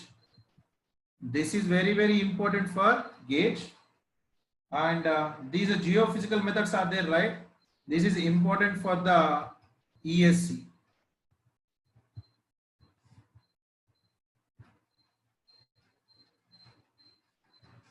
So now, what is the design of the sampler? Let's see. See, that doesn't mean that it is not important for the ESC, but it is important for a gate mainly.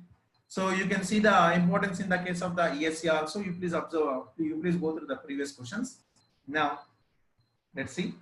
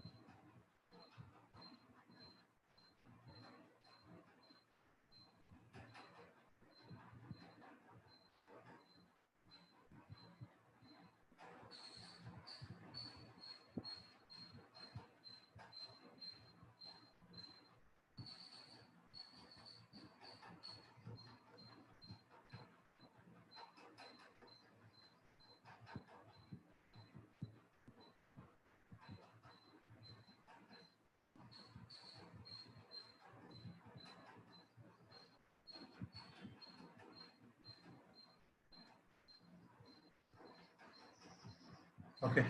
So whatever this is nothing but a sampler, and if you observe over here,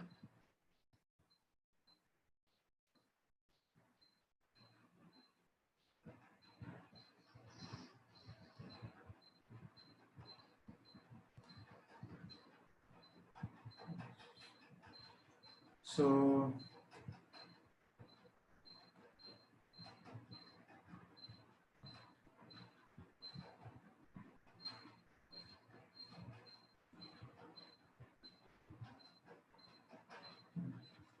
this is a sampler, and this sampler consists of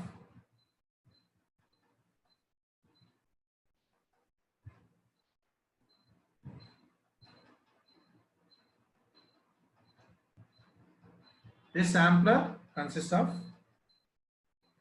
this is a sampling tube, and whatever this is nothing but the cutting edge. Whatever this is nothing but the cutting edge. So now let's take the dimensions over here as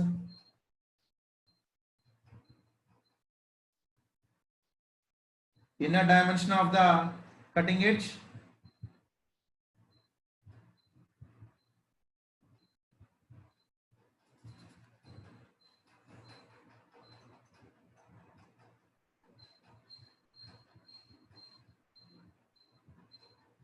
first of all, inner dimension of the cutting edge and outer dimension of the cutting edge. Similarly, inner dimension of the sampling tube and outer dimension of the sampling tube. So let's take whatever these dimensions,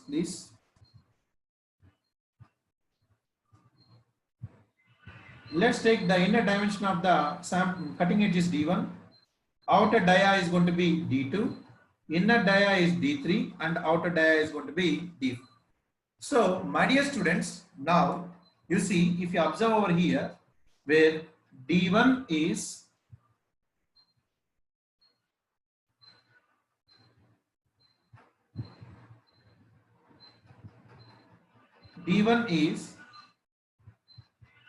internal dia of cutting edge, D2 is inner dia, outer dia of cutting edge, D3 inner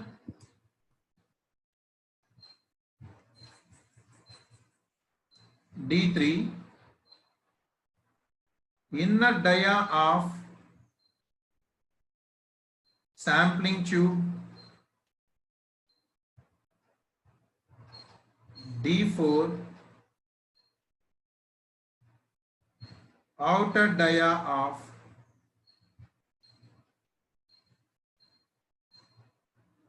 sampling tube. So D3 is going to be inner dia of the sampling tube, and D4 is outer dia of the sampling tube. Now, what is the design of a sampler, sir? The design of the sampler is going to be looks like, you see, for one, there are some considerations you need to look over for the design. Number one is going to be area ratio, represented with AR. And what is this area ratio, sir? Area ratio means while the soil is going to be enter into the sampling tube through the cutting edge, what is the area? A2 minus A1 by A1 into 100. Whatever the change in the area of the outer edge of the cutting edge, outer dia to the inner dia, the area ratio is given as, see, as I said to you, the dia, what is meant by area? Pi by 4 d square r na. Now I can write this one as d2 square minus d1 square by d1 square into 100. So this is known as a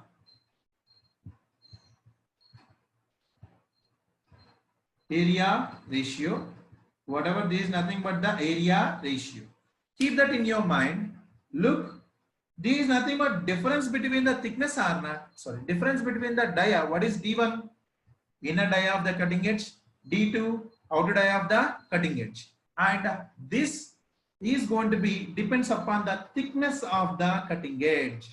So see, if the cutting edge is going to be sharper, my dear, tell me, if the cutting edge is going to be sharper, when the cutting edge is going to be sharper, then D1 and D2 difference is going to be very less. Yes or no? If the cutting edge is going to be sharper, then D1 and D2 variation is going to be less, then the area ratio is going to be less. For sharp cutting edge,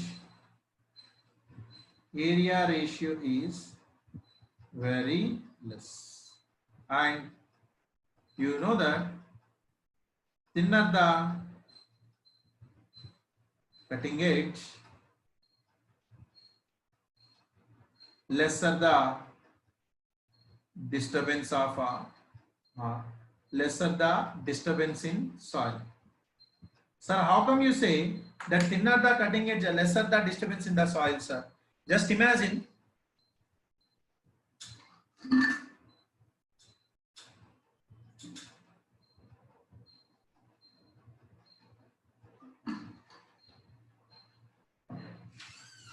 Now, just imagine you have a knife. You have a knife. So you use knife, right?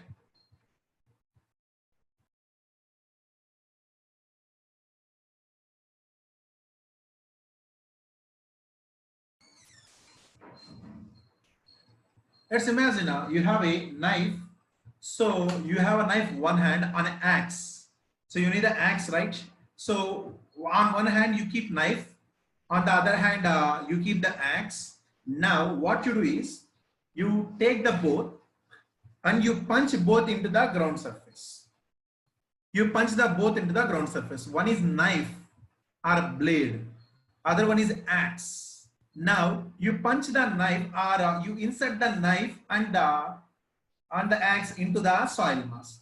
You see the knife edge is going to be sharp. The knife has a sharp edge, yes or no? Whereas axe has a thicker edge. Now when you insert the knife into the soil mass, as the thickness of the knife is going to be very sharp, does it disturbs anything around the soil mass? No.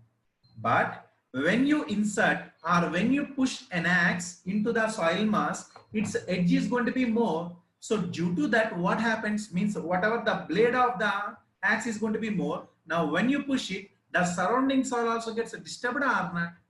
The difference between the knife and axe is their thickness of the cutting edge. More the thickness, more the disturbance. Lesser the thickness, lesser the disturbance. So thinner the cutting edge, lesser the disturbance in the soil mass.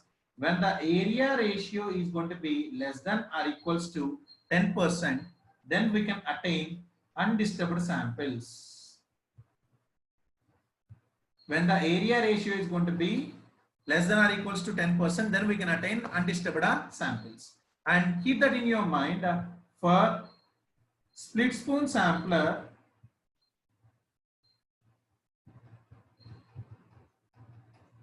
Triple S, area ratio is going to be around 85 to 90%, which means that much thicker the cutting edge is going to be. So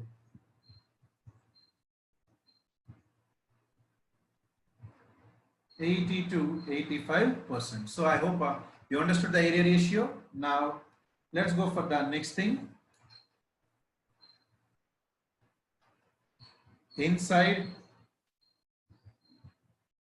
clearance, CI. This is to reduce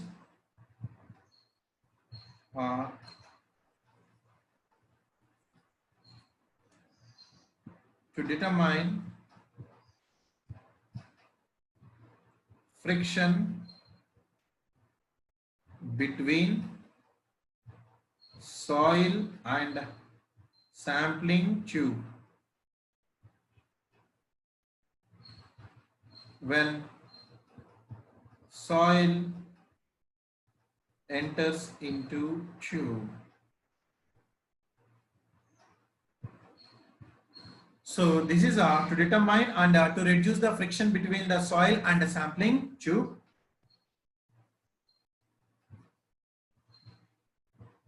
When soil enters into the tube. So now, when the soil is going to be when you penetrate, when the soil enters into the tube, now with what diameter the soil is going to be enters over here, D1, and what is the dia of the sampling tube, D3. So whatever the friction developed between the soil and the tube here, whatever the friction developed between the soil and the tube here, you are going to determine by means of the inside clearance, and that inside clearance Ci is equals to, you see, you go back, the sampling tube and cutting edge inner dia. What is inner dia? D3, and he is going to be D1. Whatever the difference, D3 minus D1 by minimum D1 into 100. Again, if the difference between the sampling tube and cutting edge is going to be very small, then the clearance is also going to be less. Then the friction is going to be much lesser. Ci should be 1 to 3% for undisturbed samples. For undisturbed samples. Similarly, third one, outside clearance, C out.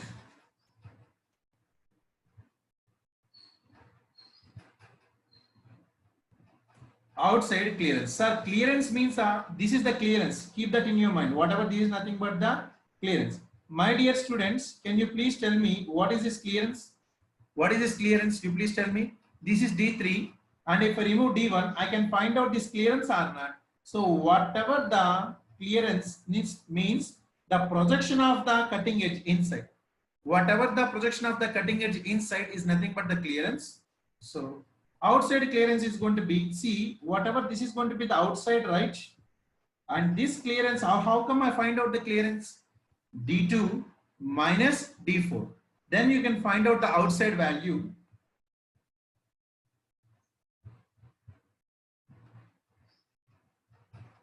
To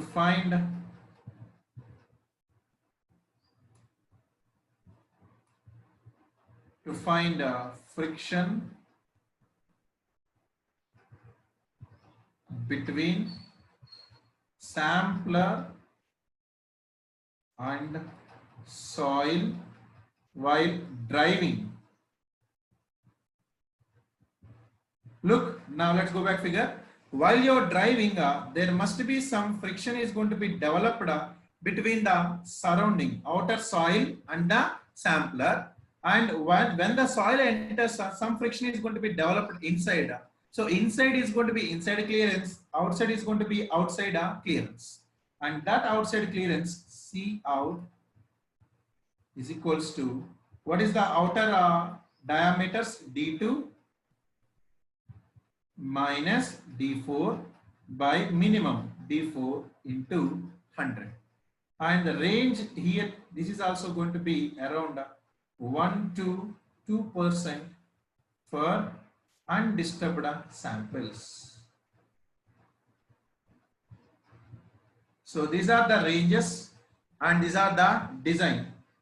So please look, when the soil is going to be, when the sampler is going to be drive on the sides, outer sides and the soil, there must be some friction developed, and to determine the friction between the soil and the sampler, then you are going to call it as outside clearance. And when the sample is going to be comes inside of the sampling tube, whatever the friction between the soil and the sampling tube, that's going to be the inside clearance.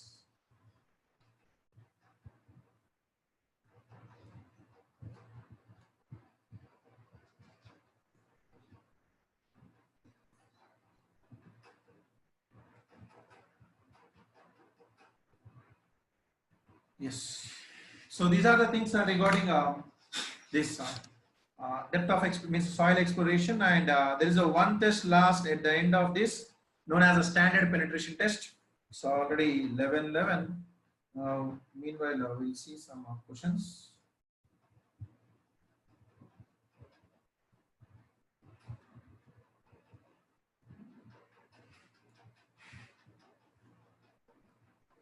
We can go through here.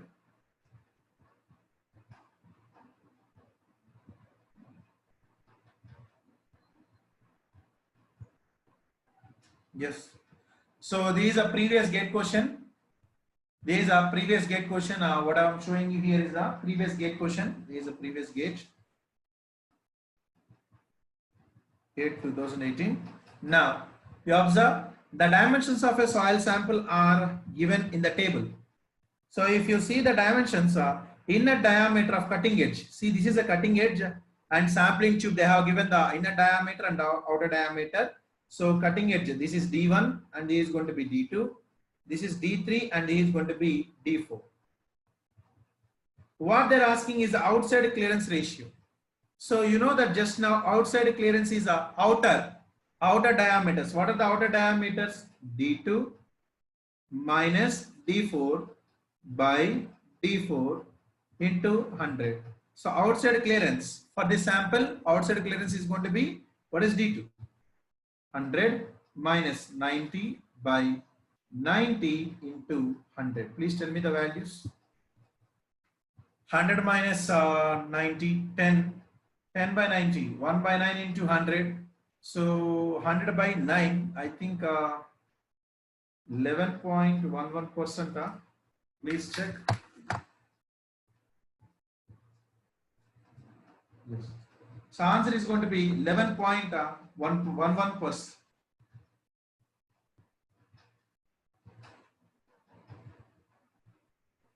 11.11%. So I have given you the cutting edge and sampling tube internal dia and outer dia, means outside dia.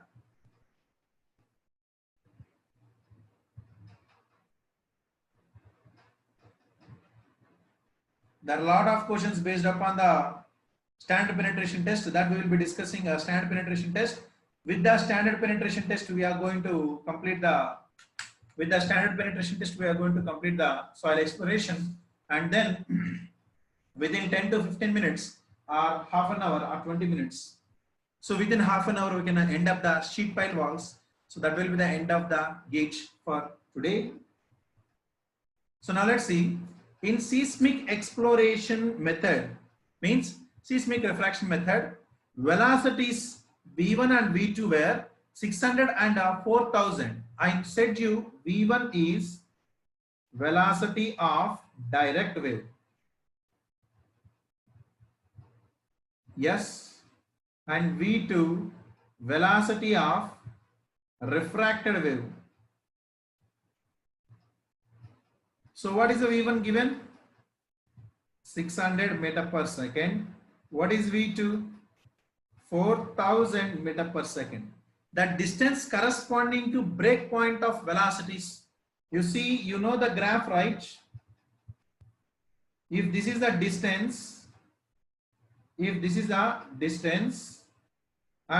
is the time, you know that this is a direct wave and it is going to be the refracted wave. And this is the point where the graph is going to be breaks, and whatever the distance where it is going to be breaks, they given as the break point of velocities. This is the velocity. So you know this is V1 and you know this is going to be V2. The break point of velocities I discussed this, and the distance here is 30 meters. And what is the depth of overburden, which means depth of the soil mass. So D is equals to small d by 2 into root of V2 minus V1 by V2 plus V1. So 30 by 2 into root of V2, 4000 minus 600 by 4000 plus 600. 4000 minus 600, which is going to be 3400 by 4600. So 3400 by 4600. Please find it out. 3,400 by 4,600. Thousands will cancel. 34 by 46. 34 by 46, which means 17 by 23. Please find it out.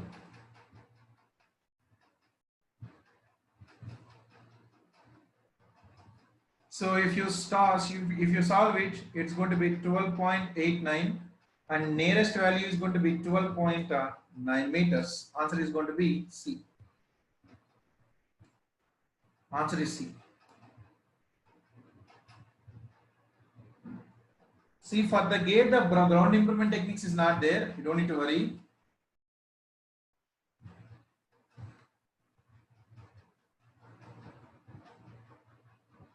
I hope you have completed this. Please have a look.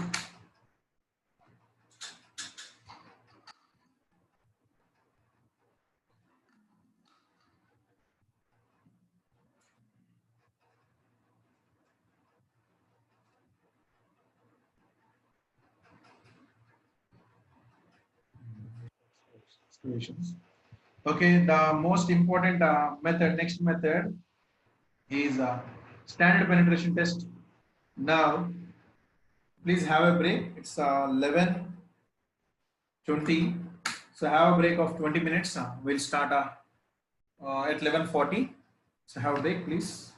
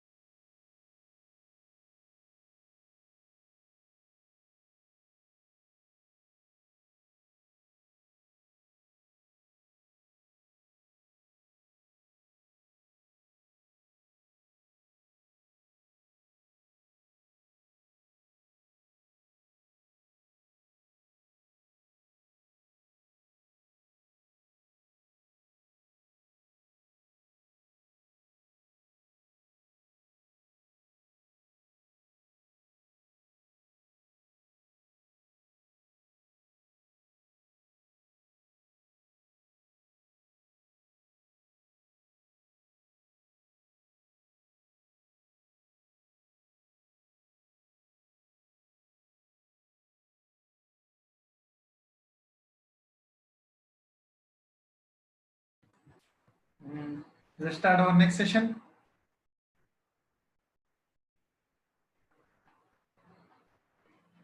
Let's start our next session. The next session, see here, the important tests we are going to discuss here is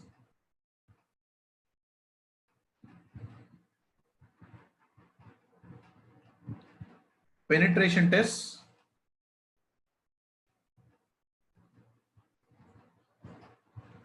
so penetration tests.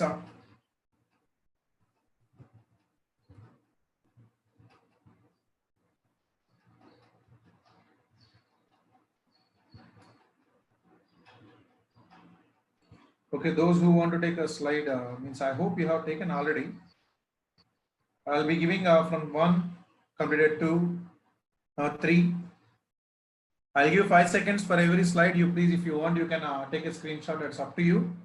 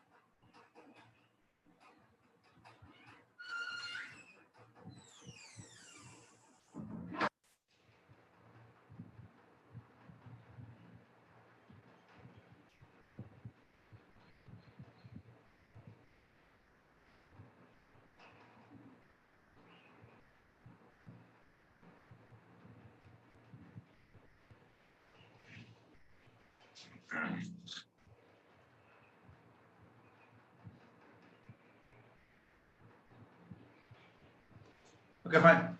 Now coming to the penetration test, there are 2 types of penetration tests. Standard penetration test,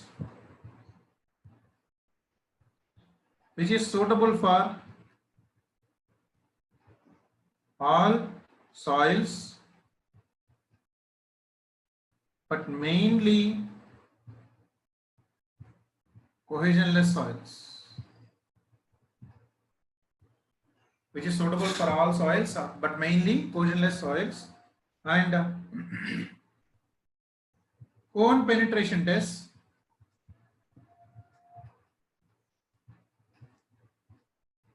cone penetration test. The cone penetration test is for the soft cohesive soils, but I am going to discuss only the standard penetration test, which is important for the examination. I'm going to discuss about only the standard penetration test, which is important for the examination. So you please listen. Standard penetration test.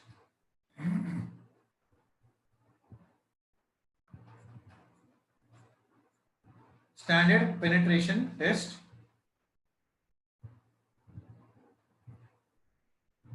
Yeah.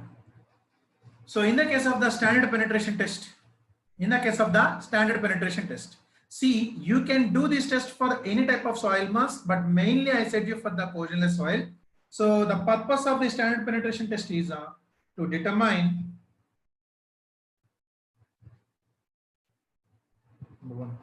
relative density and angle of internal friction in cohesionless soil,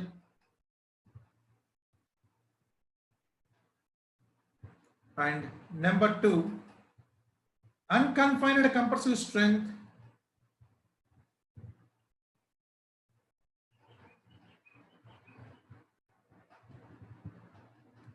in the case of the clays. 3, ultimate bearing capacity of soil. See, these are whatever the test results that we get from the standard penetration test, we can use this to determine results from the standard penetration test is used to determine the relative density and angle of internal friction in cohesionless soil.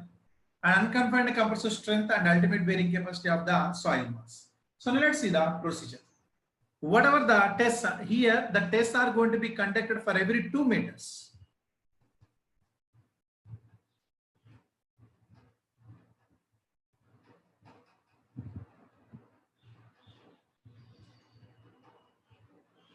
For every 2 through 3 meters up to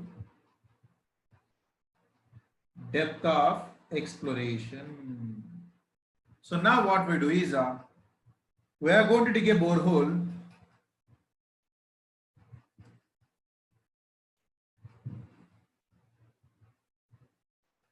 We are going to dig a borehole, let's say.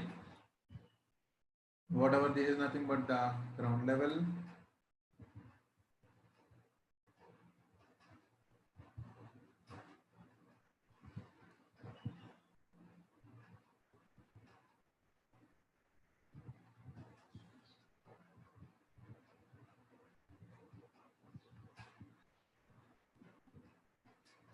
Now this is a ground level and we have done the boring here. So there is a borehole and whatever the depth at which we are going to find out this.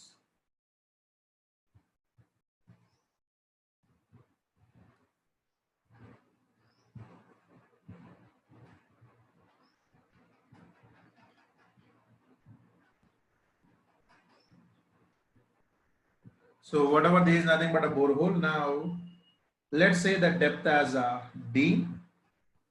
There is a borehole. Now what we do is we are going to insert the standard penetration, means whatever the is there or not. See, in this, whatever this tube is there, we are going to insert that tube.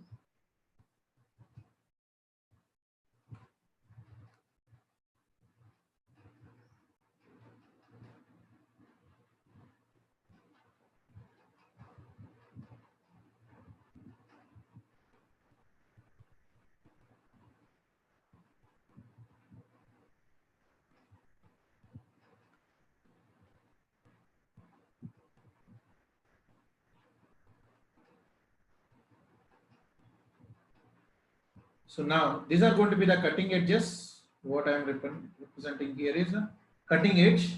So if you observe,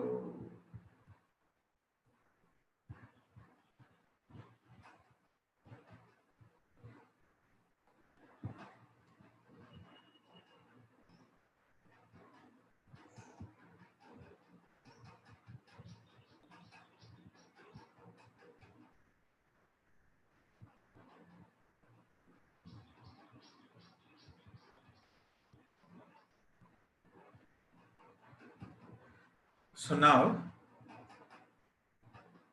this is a sampler. This is a sampler. So what we do is, see, first we dig a borehole, and you know how to dig the borehole by any one of the boring. Now let's say this is the depth at which you are going to find it, this one, and the depth at which you are going to do the borehole. Now I need to take out the sample. I need to take out the sample. For that, what I do is I take a hammer.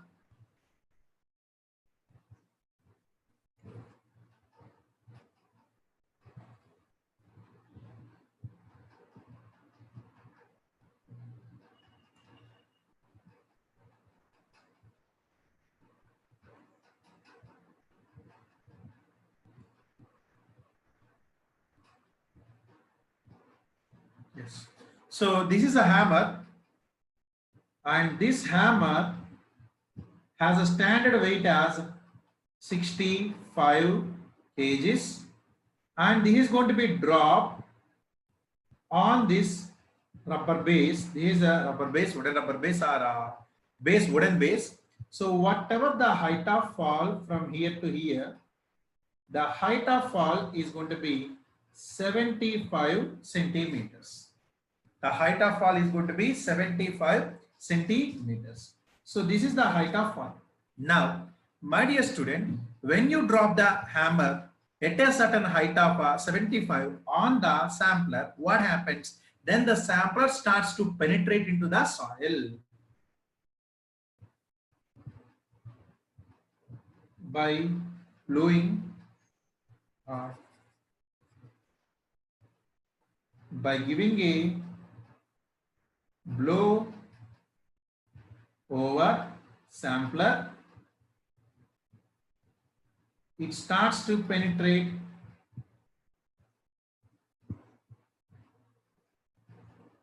into soil. And when it starts to penetrate into the soil mass, note down the number of blows. See, when it starts to penetrate into the soil mass, first what we do is, now you start this is going to be penetrated into the soil mass. So now you start to take the number of blows required to penetrate for the first 15 centimeters. I'm telling you again, repeat this point. Now by giving a blow over the sampler, it starts to penetrate into the soil. Now when it starts to penetrate into the soil mass, for the first 15 centimeters, 150 mm, note down the number of blows as N1, which means note down the number of blows for every 15 centimeters of a penetration as N1, N2, N3. So similarly, the next N2 and the next as a N3. So what is the total penetration over here? The total penetration here is, if you observe, one is going to be 15 centimeters. The total is going to be 45 centimeters of penetration. So now you tell me, note down the number of blows required to penetrate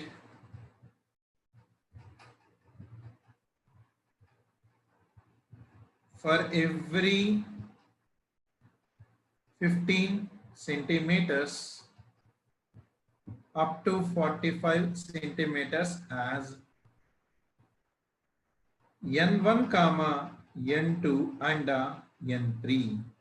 Note down the number of blows required. Note down the number of blows required to penetrate for every 15 centimeters to 45 centimeters as N1, N2, N3. So, my dear student, how many centimeters you are going to blow? Totally 45 centimeters. And for every 15 centimeters, this is 115.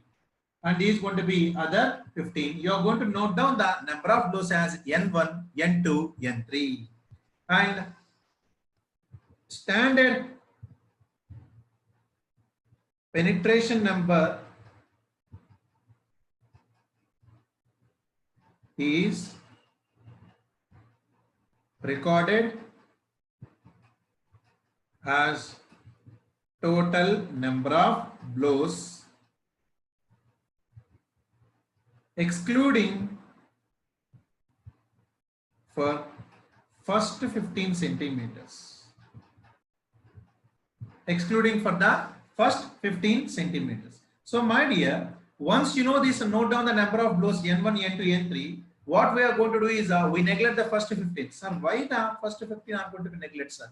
Sir, when you dig the boring, at the base of the boring, soil is going to be loosest. Means due to disturbance, soil strength is not actual. Yes or no? So when you give a blow, for the first 15 centimeters of penetration, you neglect. And note down the number of blows as N recorded. Standard penetration number N is recorded as the total number of blows excluding the first 15 centimeters. So this is the standard penetration number. This is the standard penetration number. So how you are going to find out the standard penetration number here?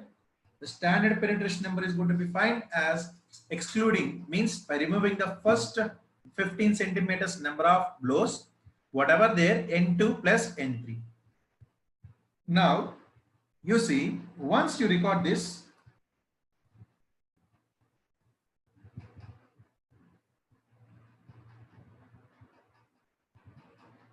Yes, according to codal provisions, they are asked, they are saying that for every 15 centimeters you have to take.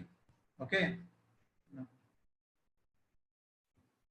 To exclude first one is, see, at the time when you do the excavation, the soil mass is going to be little bit disturbed. And when you penetrate in the first 15 centimeters, the number of blows are going to be very less. So what happens is we neglect the first 15 centimeters so that that disturbance, I told you the meaning of undisturbed means by neglecting the small disturbances. Yes. See, what is undisturbed samples? By neglecting small portion of disturbance. In the first 15 centimeters, there is a small portion of disturbance, then you are going to neglect those. So once you neglect those, then you can find out the standard penetration number as N2 plus N3.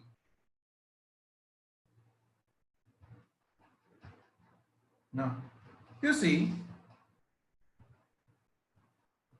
as depth increases for a same soil, denseness increases and resistance offered for penetration increases. Look, can I say, as the depth of the soil mass is going to be increases, you know that deeper down, the denseness of the soil is going to be increases. Are Baba, now can you tell me, out of this N1, N2, N3, which value is going to be more? Always N3 is greater than N2 is greater than N1. Keep that in your mind, because as you go deeper and deeper, soil will be more dense. When the soil is dense, can you penetrate the sampler directly? No. In order to penetrate the sampler, then you have to apply more number of blows or not. So as the depth increases, then the number of blows required is also going to be increases. So for that, we need to do a correction known as overburden correction. We have to do the correction known as overburden correction. So get lower depth, less overburden pressure, and less penetration number, comma, vice versa. What is mean by vice versa? What is mean by vice versa? As the depth increases, overburden pressure increases, then the number of blows, number of blows depends upon the resistance or not. The more the number of blows, N also increases. The more the number of blows means the more the resistance. So we need to do a correction known as overburden correction. Overburden correction. To attain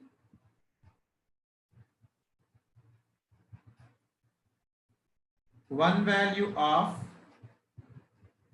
N for a given soil at any depth, what we do is we are going to conduct means a overburden correction, because as the depth increases, the N value is going to be changes. So I need to attain one value of N, one single value of N. Now that N dash corrected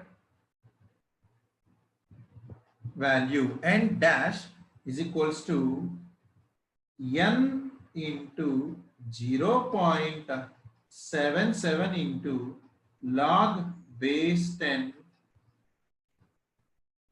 1905 by sigma naught dash. 0.77 into log base 10 1905 by sigma naught dash, where sigma naught dash is overburden pressure. Whatever the initial overburden pressure, this is known as Initial overburden pressure. See, if there is a water table over here, then definitely there must be some overburden pressure on that. So if there is no water table, gamma D. If there is a water table, gamma dash into D. Yes or no? If there is no water table, gamma D. If there is a water table, then it is going to be gamma dash into D. So I hope you understood over here. So point number one you need to remember is, what is a standard penetration number? Number of blows required for last 30 centimeters. Or I can say this one as number of blows for last 30 centimeters penetration. Now, as you know, as the depth changes and value changes, you have to take one value. So that value is going to be done by making a correction, and this correction, this is known as a overburden correction. This is known as overburden correction. 0.77 into log base 10, 1905 by sigma naught dash. So and this overburden correction, sigma naught dash, is equals to gamma dash into D if water table present. Now,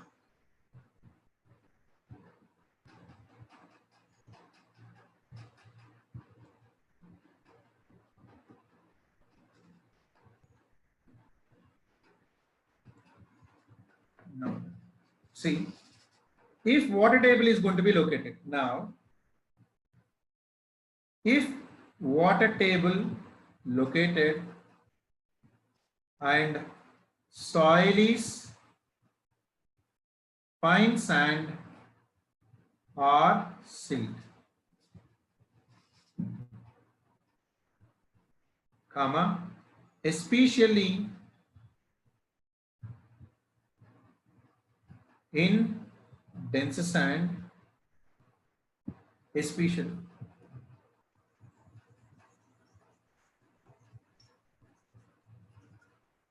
and if soil is a fine sand or silt, comma, especially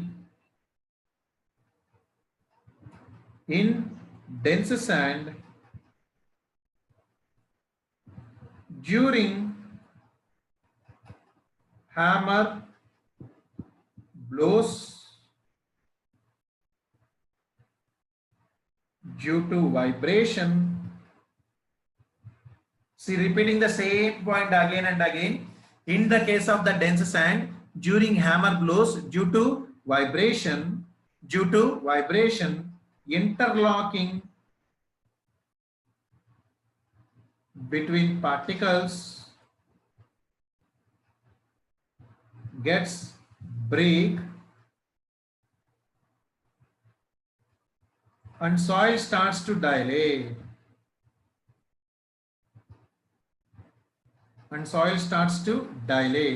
See, my dear, I told you this point clearly in the case of the shear strength, and I told you in the case of the piles also there. I told you in the case of the piles, when you are going to be drive a pile, due to compaction vibrations, dense sand loses its strength and its efficiency is going to be less than 100%. You please go back to the pile foundations. Their group efficiency is less than 100% in the case of the dense sands. I told you why. When interlocking breaks, then the positive means pore water pressure becomes negative and soil particles starts to dilate. If you want the reason, you please go back to the chapter number 13, shear strength. After the direct shear test, I have given the results. There I discussed about the characteristics of loose sand and dense sand. What happens when you apply load on loose sand? And what happens when you apply load on dense sand? In dense sand, when shearing happens, initially compression and then it starts to dilate. So now I have to do one more correction known as dilatancy correction.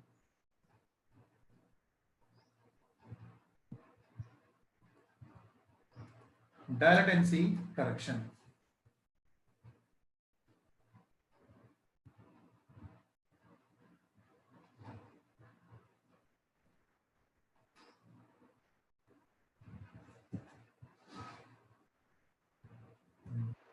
Dial-latency correction. So this dial-latency correction is going to be located if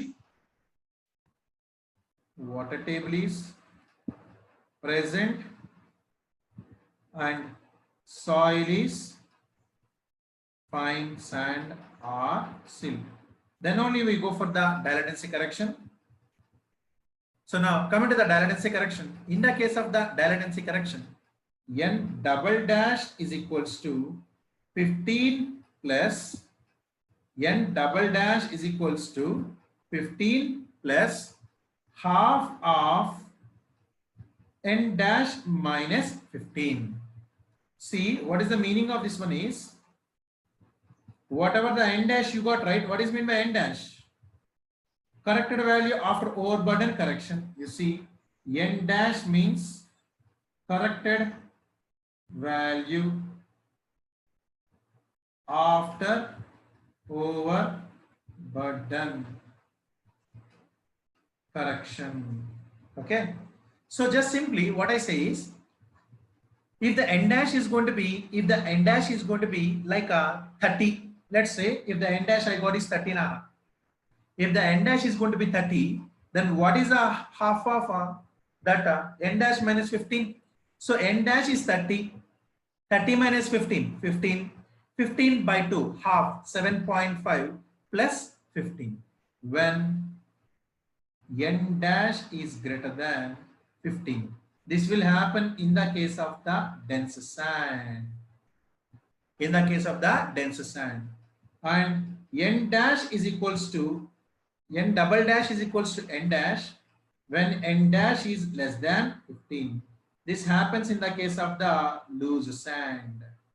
See, what I want to say over here is, my dear student, whenever after the n dash, what is mean by n dash? After overburden correction, if you see, once you know that value of n dash, if n dash is going to be 40, you remove the 15 out of 40, which is going to be 25, you take only half, 25 by 2, 12.5, and then you add to 15. So this is about the corrections, the dial-latency correction, and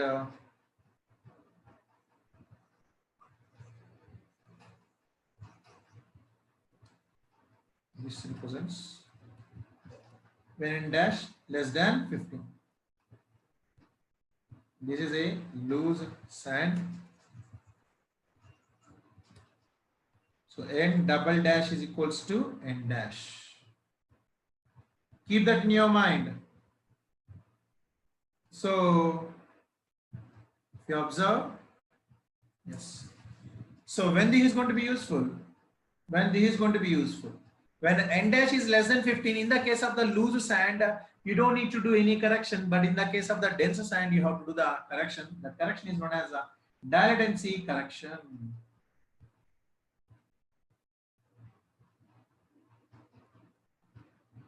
One person is asking, sir, what is overburden? What is overburden? What is overburden? See, and note point is, note, dial-latency correction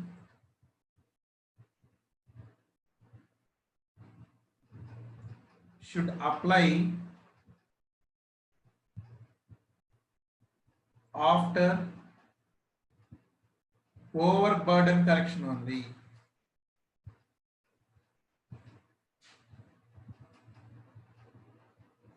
Dial-latency correction should apply after overburden correction only. So now at the end, once we got, sir, what is dilate? Sir, dilate means increase in volume, sir. If you don't attend the previous classes, sir, this is the problem, sir. Sir, how will we get to know whether the penetration will be 15 centimeters or 45 centimeters? A sampler is located inside the borehole, sir. Sir, while you are giving, you will get to know, sir. Sir, while you are giving that, you can see sides and small micro mirrors would be there while you are driving. So you don't need to worry about that.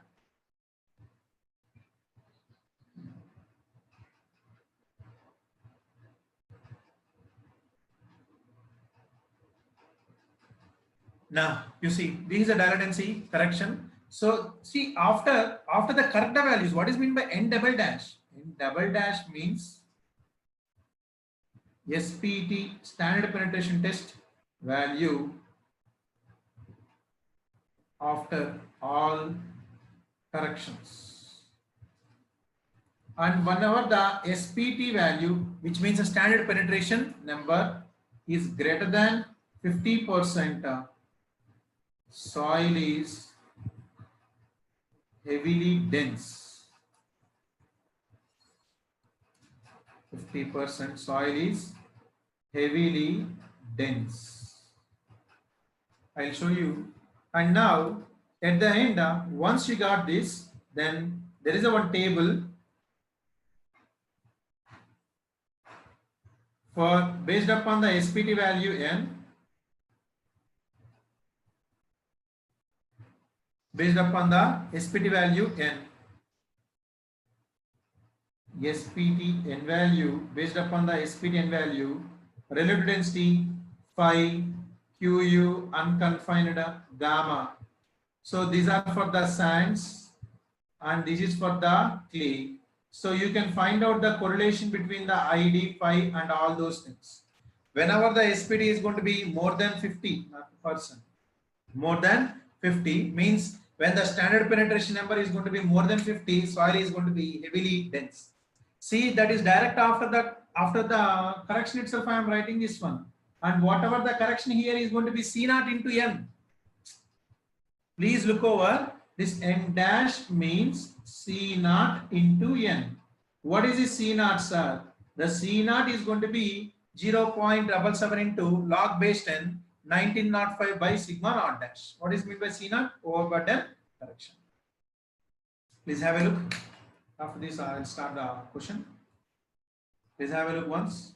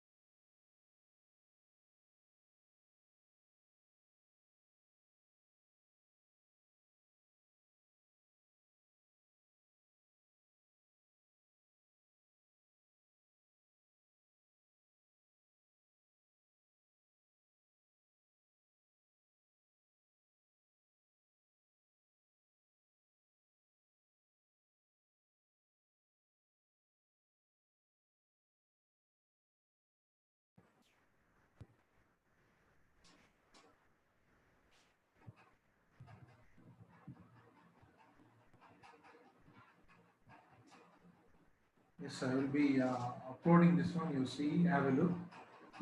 I'll send you this one.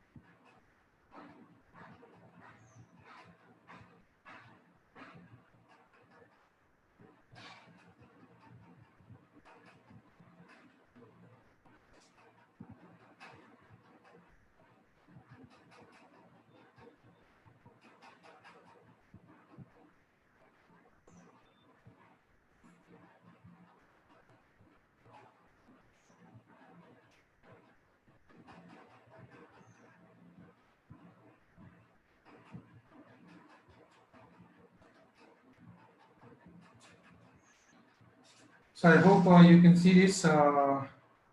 Sorry for showing you in this way, but I was trying to look, but somehow this values has been lost. So please have a look about this one. If you want to take, you can take screenshot. I will attach this one later. But as of now, I am not able to see this one. So now, if you see, you can observe what is the maximum value of the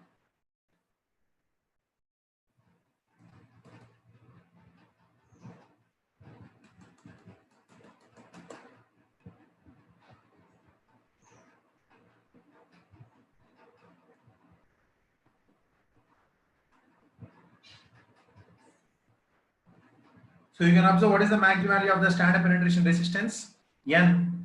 SPD means standard penetration number only 4, 10, 20, 30, 50 and more than 50.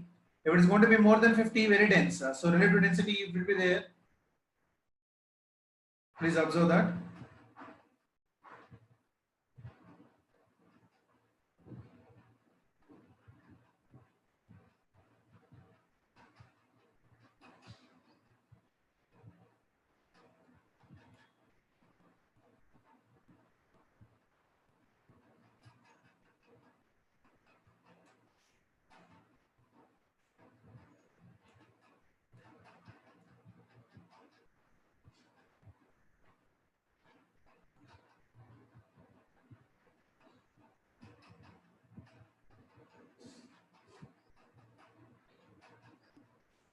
I hope you can see this one. Yes. So this is the standard penetration values. If you observe, whatever the standard penetration value. So standard penetration number 4, 10, 20, 30, 50 and more than 50. The relative density, you see, this is the relative density I have given you earlier. 0 to 15%, 15 to 35, 35 to 50, 50 to 65, 65 to 85 and 100%. And approximate moist density, you can find out the density gamma value. You can find out the phi value. You can find out the gamma. This is gamma and this is phi. This is the ID value, relative density. And this is the consistency of all those things. You can determine by means of the N after corrections. This will be done after correction. So I hope you got this.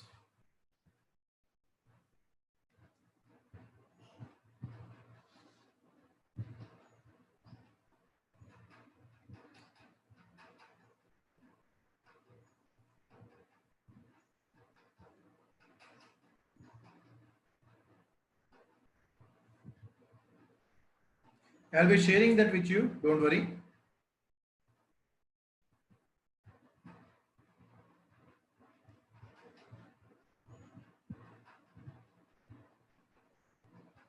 Now, let's see, that's all with this topic of standard penetration test and we'll be completing this chapter. So, next.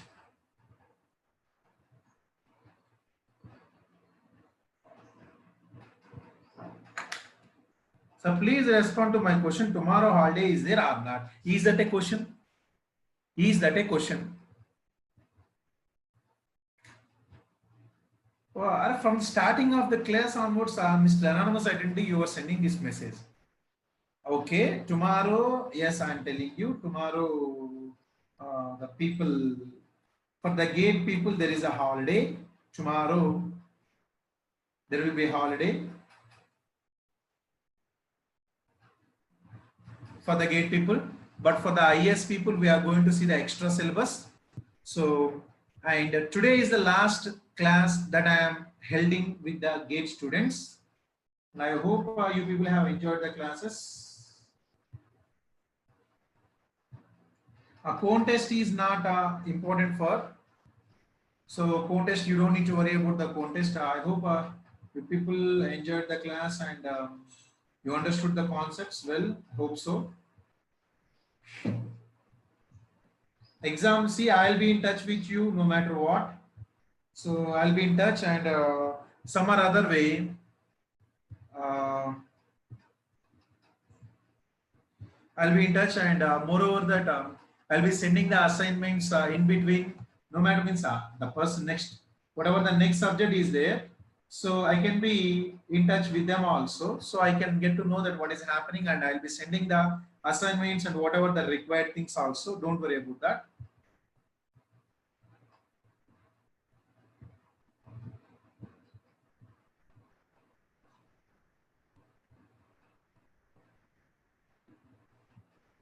Cone test is not important for you. Please don't worry about that. Now, coming to the last topic, chapter number 19, sheet pile walls. Sheet pile walls. So this sheet pile walls, you know, the sheet pile walls is whatever the purpose of the sheet pile walls, you know, to retain soil or water also, more flexible than ordinary retaining walls.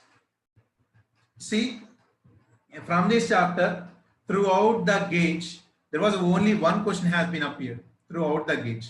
So don't worry about that. And in ESE also, for ESE there is an extra topic, but I will be discussing tomorrow. That is exclusively for ESE only, not for IES. So whatever the topics I am going to discuss tomorrow, that is only for the ESE. In this sheet pile was there is one ESE topic that we will be discussed tomorrow, not today. So there are different type of sheet pile walls. Cantilever sheet pile wall, anchored pile wall, and braced cuts.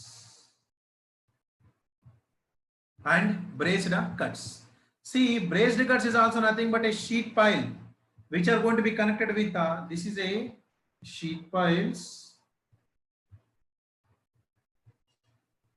connected to struts and wales. Struts and wales.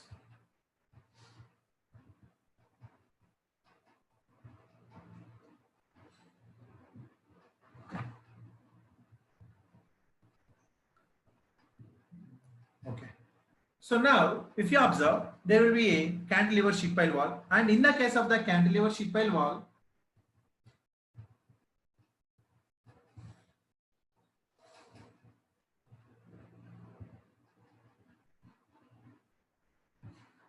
so this is a cantilever sheet pile wall,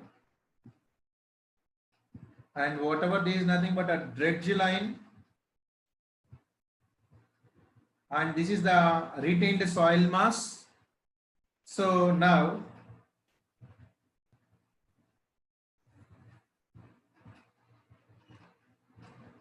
and you see, I'll be discussing the anchored sheet pile wall also. So directly here itself, yes. The difference between the anchored pile wall and the cantilever sheet pile wall is number one, whatever this is, you observe here, this is nothing but the height of the pile, and whatever this is nothing but the depth, the embedment depth, where H is height of pile above dredge line, and D is embedment length. D is going to be embedment length. So H is going to be height of the pile, and D is the embedment length, and this is known as dredge line. Whatever this is nothing but the dredge line. So in the case of the sheet pile wall, in the case of the cantilever sheet pile wall, height is going to be less than 7 meters. When the height of the pile is going to be less than 7 meters, then we call it as a cantilever sheet pile wall. When the height of the pile is going to be more than 12 meters, we call it as the anchored sheet pile wall. Anchored sheet pile wall. So what is the difference over here, sir? Now, listen to me carefully.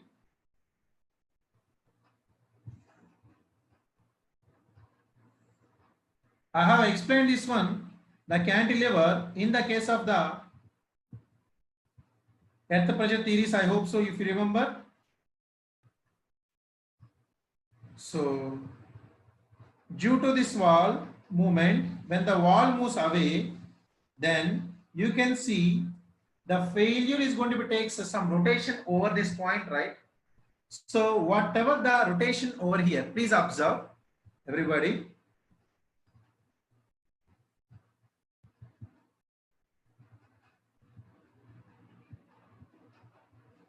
Here, oh. In this case, cantilever rotation of pile occurs just above pile tip. You see, this is a pile, right? This is a pile tip, and oh, this is a rotation. Now, whatever this is nothing but active state or not? Yes, because wall is moving away from the backfill. So wall is moving away from the backfill. This is the embedment depth, please. Embedment depth.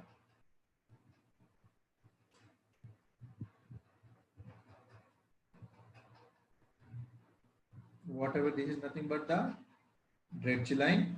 So you know whatever this depth, the embedment depth, let's take it as a D, and whatever the pile is known as a H, height of the pile as H. So in this case, if you see, this is active, and here also this is going to be active in this side. And now, my dear student, if you observe clearly about this point, the wall is moving towards the backfill over here, and this is going to be passive. And in this zone, this is going to be active, and this is going to be passive. You please observe. See, you know the meaning. What is the meaning? Active means when wall moves away from the backfill. Passive means when wall moves towards the backfill. That's it. See, in this case, this wall is rotating away from this. In this zone, please look over this zone. Let's take this depth as X and this depth as D minus X. You see, up to X, and he is going to be D minus X. In the portion of X, above in this H, soil is an active state. Below in this X, this is a wall on the dredge line opposite side. This is active. Below the dredge line, passive. Once rotation happen, here this wall is moving towards the soil, passive, and here wall is moving away from the soil, passive, active. This is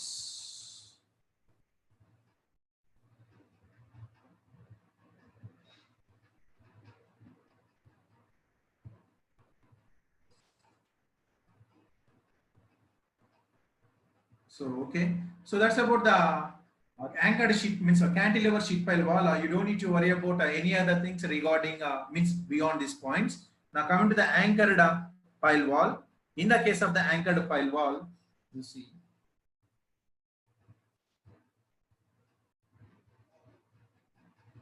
there is an anchor rod. There is an anchor rod, and now here the rotation is going to be takes place like this. Due to the anchor rod, there is a tension force acting over here. So, my dear student, in this case, cantilever sheet pile wall, rotation of pile occurs just above the pile tip, and in this case, rotation is going to be completely disabled, and this point is known as a contraflexion point. I hope you know that contraflexion point in your strength of materials. So the point where the moment is going to be zero, this point is known as a contraflexion point. And this diagram is known as a deflected shape. And this is a deflected shape. So that's about the pile walls. And in the case of the anchored pile, again, there is a free earth, there is fixed earth. There is a free earth and there is a fixed earth. And in the case of the free earth, D is very less than H and fix it at D less than H and considerable. Then it is going to be fixed at. So these are the different type of the sheet pile walls. I'm telling you again, you don't need to go too much analysis here. And even for the ESC prelims also. But in ESC mains, I'm telling you, I'm people of ESC who are taking the coaching for the engineering services. This is not enough for the mains examination. And for prelims, there is a small topic is there, but we will see that tomorrow. But I don't want to waste the time for the gate people. And because that is not at all important. Because if you don't believe me, you please go to the previous gate. There is only one gate question so far appeared from this chapter, sheet pile walls. Now, coming to the braced cuts. See, in the case of the braced cuts,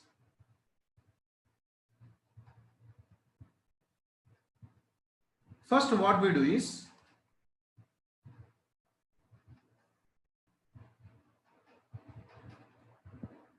if this is a ground level, first what we do is here we install sheet piles.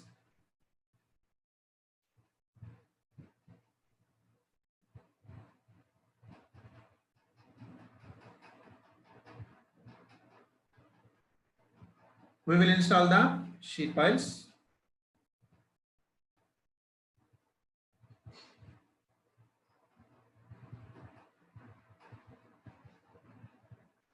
Yes.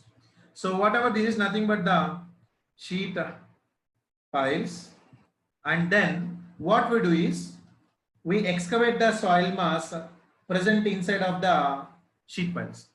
We excavate the soil mass present inside of the sheet piles. So once we excavate the soil mass, now this is the base.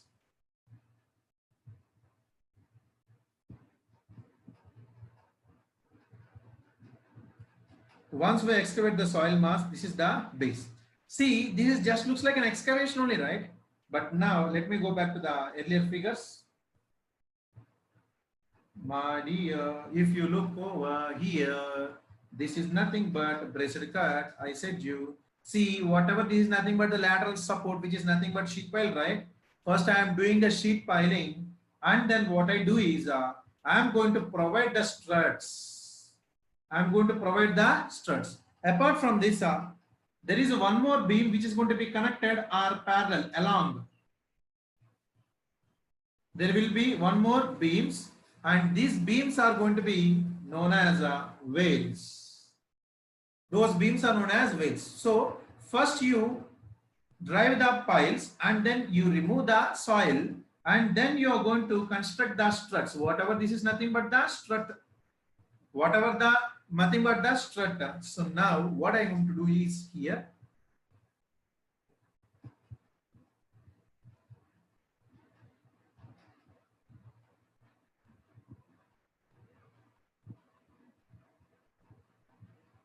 So these are nothing but the struts.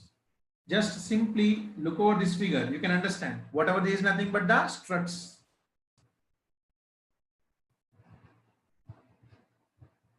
Yes. So these are known as struts, and along the length, then there will be some other beam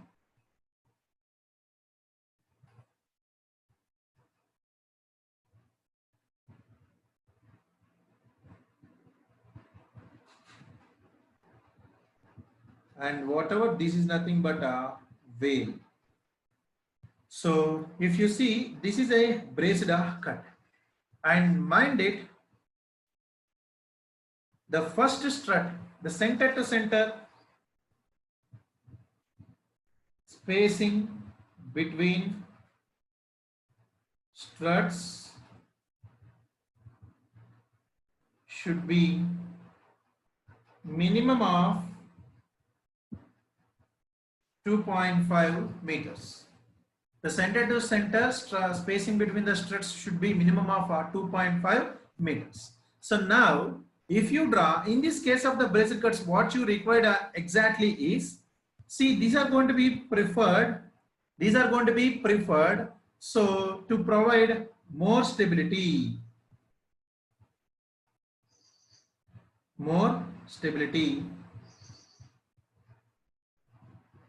and lateral earth pressure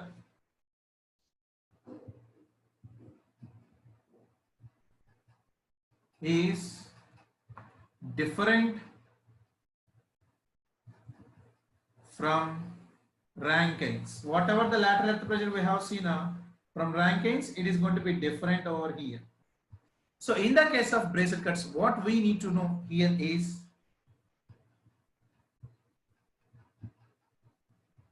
apparent earth pressure envelopes. So this was given by Picks and Hansons. So what they mentioned here is, if it is a ground level, see, you know, this is nothing but a ground level, right?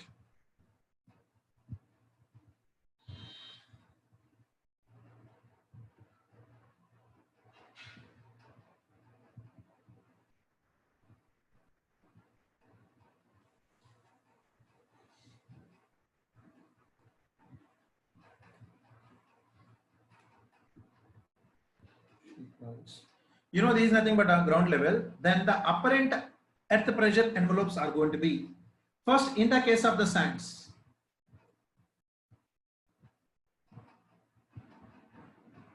in the case of the sand, the apparent earth pressure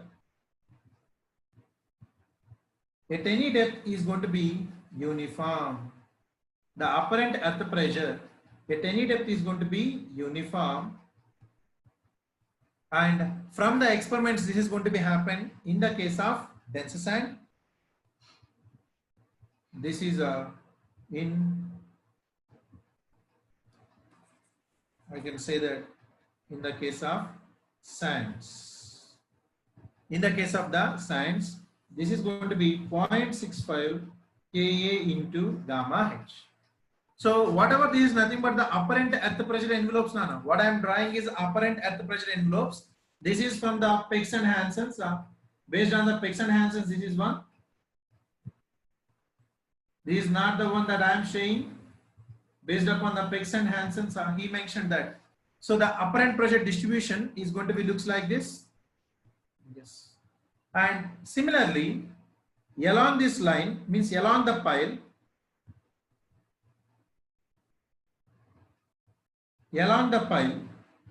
if you see, if it is a clay,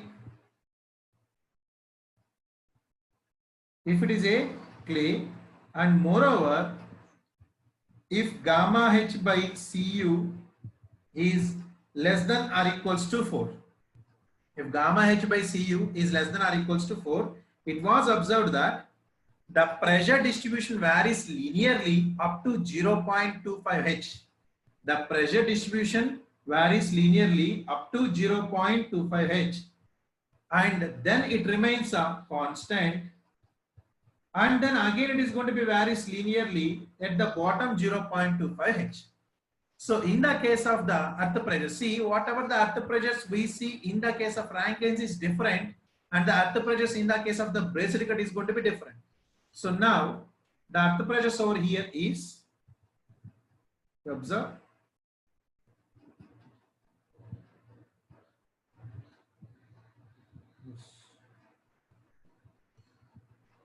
whatever this is nothing but 0.25 H, and this is 0.25 H.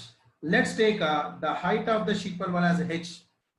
Let's take the height of the sheet pile wall as a H, where H is the height of sheet pile wall. So now in this case,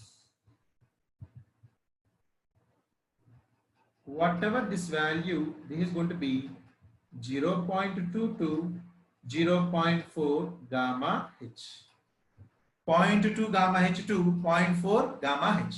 These are the apparent earth pressure envelopes. So this is for sands, and this is for clays, and these were given by the Picks and Hansons. And if it is a stiff clay,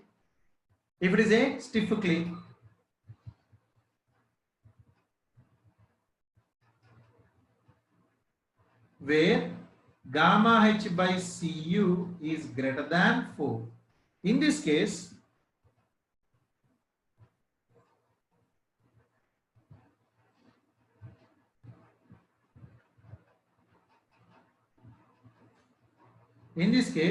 along the length, you observe here, whatever this value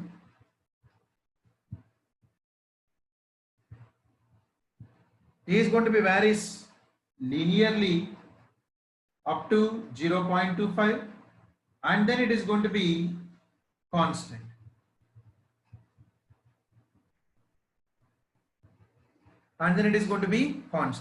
So these are the values given by whom? Peck's and Hanson's only.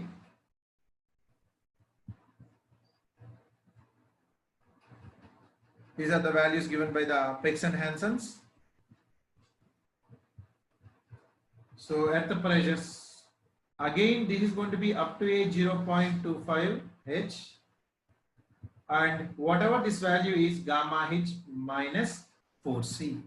See, these are the at the pressure envelopes. Active at the pressure means apparent at the pressure envelopes over here. So which are going to be like 0.65 K into gamma H in the case of the sands, and in the case of the clay it depends upon again gamma H by Cu, which is less than or equals to 4, and gamma H by Cu greater than 4. So then these are the pressure envelopes given by Peck's and Hanson's. So you don't need to worry about why these are going to be linear up to this point and denser up to that means and again it's going to be uniform, sir. This is based upon the experiment. I said you apparent.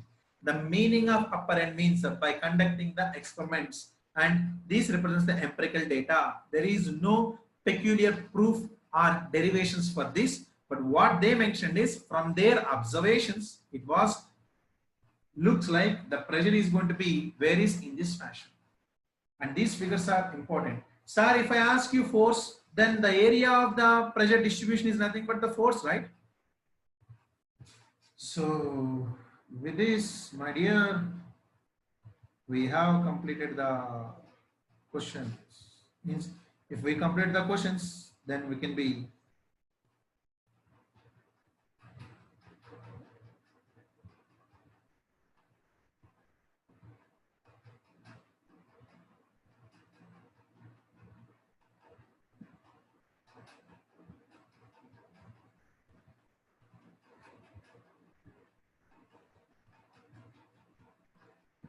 that's the end of geotech, but don't yes, you see whatever I'm looking over, I'm showing you here. So if you are able, then you can observe whatever this is nothing but wales, beams parallel to wall face, and whatever this is nothing but strut, and whatever this is nothing but sheet pile. So these are some figures, that's it, nothing in that.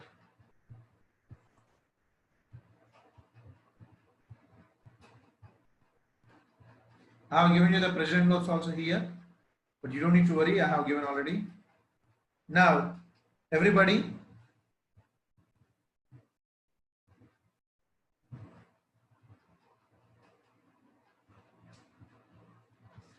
so you please look over this question. This is a classroom practice question. So with these two questions we'll be complete the chapters and we'll be concluding.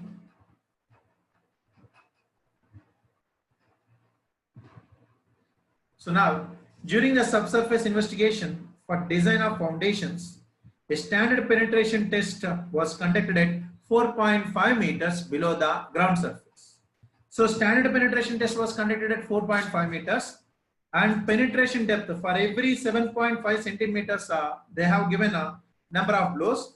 Assuming the water table at ground level soil as fine sand and correction for overburden as 1 and the corrected N value. You see first, what is the recorded? What is the N recorded? N recorded is equals to, N is equals to N2 plus N3, means neglect blows off first 15 centimeters. So I will neglect these two. I will neglect these two. So from this 15 to 45, how many number of blows are there? How many number of blows are there? This is going to be N2 and this is going to be N3. Yes or no? So I told you 15 centimeters, but they have given the data for every 7.5 centimeter. I told you, you remove the first 15 centimeters. So now N is equals to 6 plus 6 plus 8 plus 7. So this is 27. This is 27 recorded. But given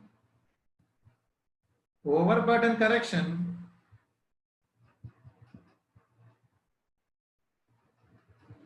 C naught is equals to 1. Then what is N dash? C naught into N, which is going to be 1 into 27. Yes, this is going to be 27. Now, 27. Look, and apart from that, there is a water table. As a water table is present, dilatancy correction. As N dash is more than 15, then what is N double dash? 15 plus 27 minus 15 by 2. What is N double dash, please? 27 minus 15 by 2 plus 15. Now this is going to be 21. Answer is going to be 21. Answer as C, which is going to be 21. So this is a classroom practice question, and I hope you understood how to solve the standard penetration number after all the corrections.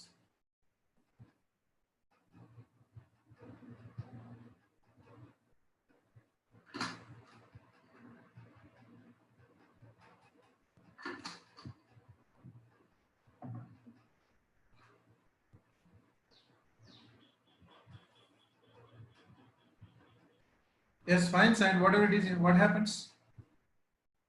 In the fine sand only there may be dense sand and loose sand.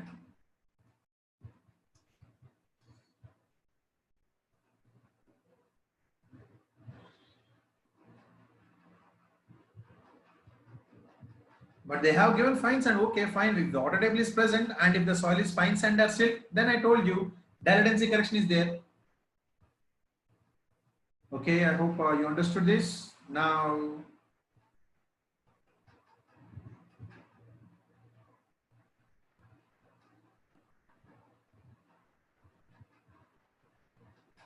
so some of the persons are asking the breast cut. You see that later. First, I find out the number of blows recorded by neglecting the first 15 centimeters. So 27. They have given the overburden correction for overburden correction as 1, and the water table is at ground level. So then you have to apply the correction.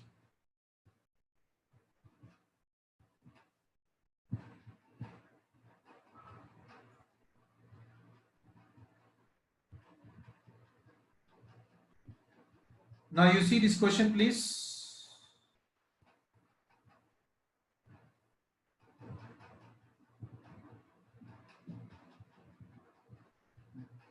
A standard penetration test conducted in a saturated coarse silty soil with gamma sat 18 at a depth of 5 meters C.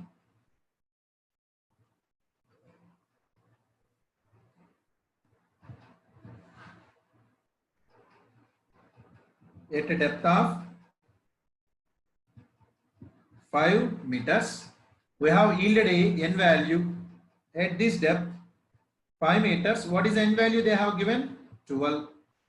And if the depth of water table at the time of test was 2 meters, water table depth is at 2 meters, and the total depth is going to be how many meters? 5 meters. We have conducted the standard penetration test at a depth of 5 meters. Now, find the corrected N value for design of the foundation. They have asked the corrected N value. So when they ask the corrected N value, first, overburden correction. This time they did not give you the overburden correction value. So N dash is equals to C naught into N. What is C naught, sir? 0.77 into log base 10, 1905 by sigma naught dash. Sir, what is the overburden pressure, sir, here? Sigma naught dash. There is a water table, right? Above gamma, below gamma sat. So effective stress is equals to gamma into 2 plus gamma dash into 3. But did they mention as gamma is not given, assume gamma is equals to gamma sat, because they mentioned only gamma sat. They have given only gamma sat. They did not mention the gamma value. So sigma naught dash is equals to 18 into 2 plus 18 minus 9.81 into 3. What is this value?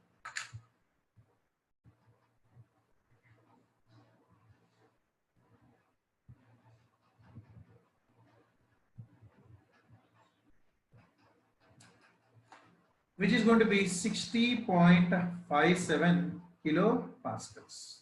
Now, let's check. N dash is equals to 12 into 0.77 into log base 10, 1905 by 60.57. So what is N dash?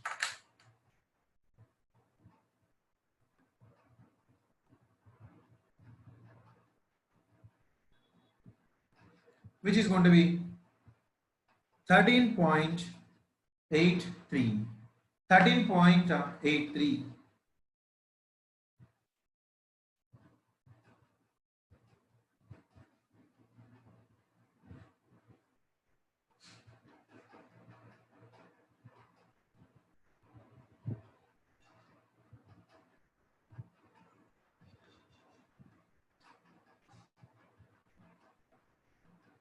So now, once we go the overburden correction, the next one is going to be dilatancy correction. Yes or no?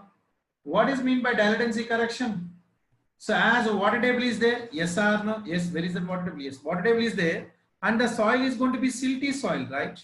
So the dilatancy correction, you know that when N dash is going to be, the given is N dash, which is less than 15, right? When N dash is less than 15, the corrected value is going to be same. So 13.83. Now you have to take always as a whole number. Always as whole number. So at the end, whatever the number you attain, that should be a whole number, because that represents the number of blows are not. So in examination also, if they give you from 13.783, if more than 13 is there, 13.2, 13.3, 13.4, then you always have the whole number. Whatever the whole number nearby that, you take that. That's the end. Now, the remaining things you can go through that. Yes. So you can find all these things. You can go these. These are some of the ESC questions. Standard penetration test. Split spoon sampler is penetrated into the soil stratum by giving, what is the drop weight? 65 kgs and 75 centimeters. Answer C. So the remaining questions are small questions are there that you can go.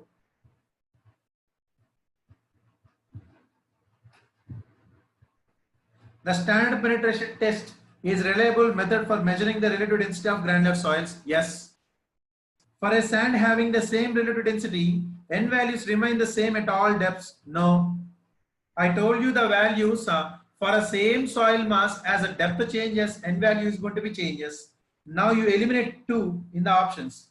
If you eliminate 2 from the options, then you can see for a sand having the same relative density, n values are different at different times. Answer is going to be 1 and 3.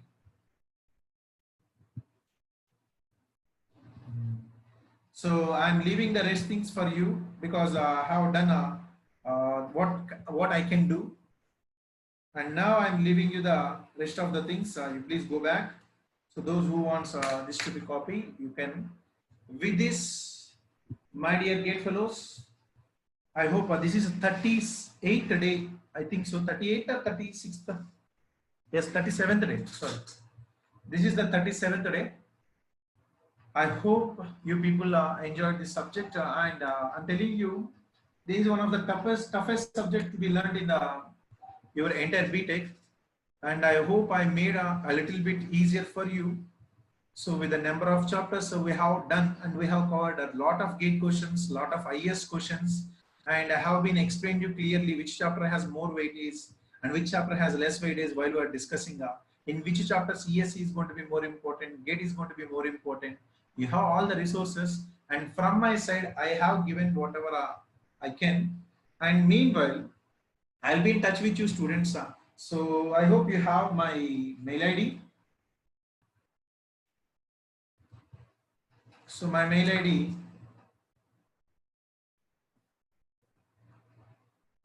if you don't have,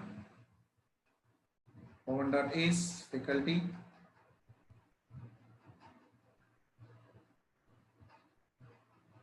@gmail.com, and yes, that's it. So I believe that you got good things from me, and if I have been hurted you in any way during the classes, that's for the sake of you only. I mean, when I get angry also, that's for the sake of you, to make sure, because it's really hard to get the attention of the students in the case of the online. I don't know what your faces are, but I'm teaching you continuously. I can see my face only, but while I'm teaching, so I am teaching to myself so that I can understand whether I am going to able to teach, to make sure whether I understand what I discuss. So I hope you people will do good, and in future. So we'll be in touch, and again we'll be in touch with the other subject, open channel flow, but not now. It will take time. So I think I hope by the time, so we may start the offline classes, but we never know when the offline classes are going to be start. Based upon the situations we are seeing in India, the COVID cases has been increasing enormously. So due to that, we never know when the offline classes are going to be start. If offline classes are going to be start, we'll be meeting for a open channel flow, and if online is also there, and after a few days, after some of the other subjects will complete, I'll be taking the open channel flow. We'll meet them. And meanwhile, if you have any doubts, you please mail to me, and I will from the management side, I will try to let you know whenever there is a test. I will try to let you know for the geotech, and assignments also I'll be providing. So it will be intimated to you. No, though I won't be present virtually in front of you, but some other faculty who takes the next subject, I will be delivering what I want to say with them, so that they can deliver to you. So, and whenever they say there is an assignment that has been uploaded for geotech, there is a test series, you please be prepared for that. And we have conducted test for up to 10 chapters, and right now I think so on 30th itself there was one test conducted. So if you have not enrolled for the online test series, you please try to enroll.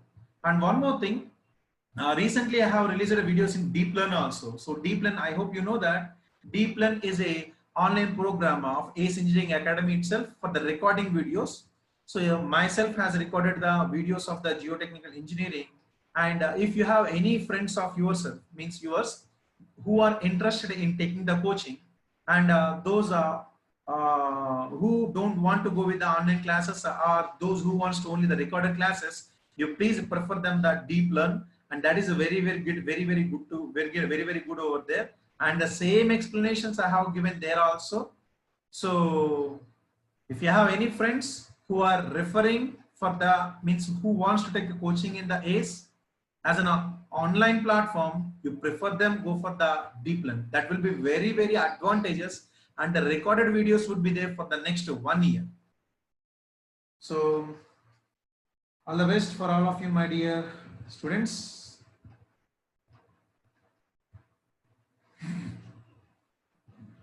And for IES people, tomorrow there is a class for the IES topics, and for the GATE people, it's up to you. If you want to attend the class, you can attend the class, and if you don't want to attend the class tomorrow, you don't need to be.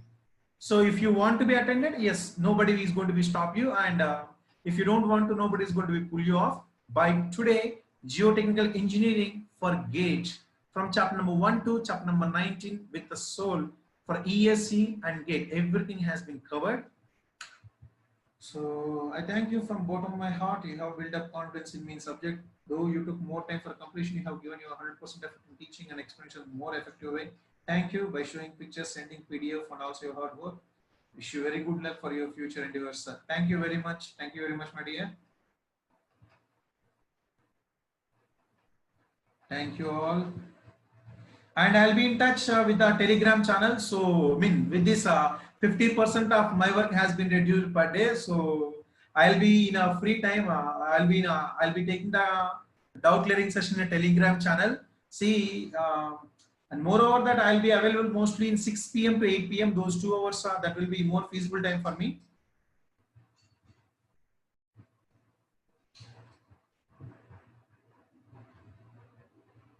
Gonna miss your teaching, sir.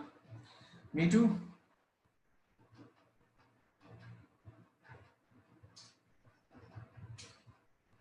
I hope you people feel the Geotech easy.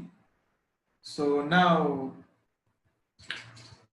those who wants to leave, they can leave. Hasta la vista.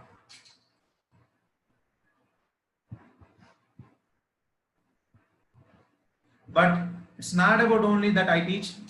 See, I request you, I want only one thing from you people. Please go through the notes thoroughly. Please solve all the previous GATE and IES questions. And make sure this is a subject. In this subject, you are going to get 15 marks.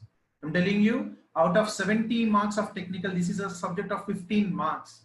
And make sure this will be a good hit. And once you hit it, the definitely goal should happen. So please study this subject thoroughly from chapter 1 to chapter number 19. And those who wants to leave, then you can leave. I will be taking some doubt clearing session also. Now it's 1 o'clock. The best faculty of ACE Academy. Thanks for making the subject interesting. Thank you, Abhijit. Miss you, sir. Miss you too.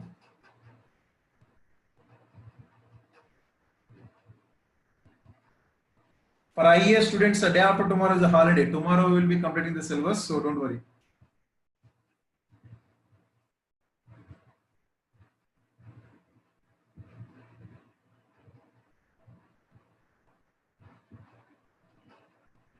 I don't know about the Monday schedule. It will be intimated to you by means of the mails. So thank you, sir. Dev Trivedi, thank you.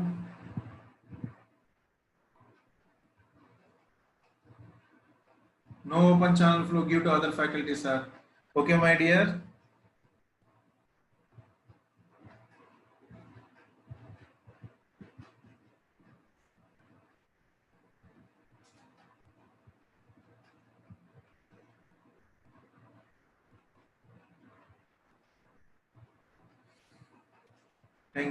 Thank you all. Bye, sir. We have a good time with you. Yes, even I have, because this is the longest time that I have been spent with anyone. Means anyone means students.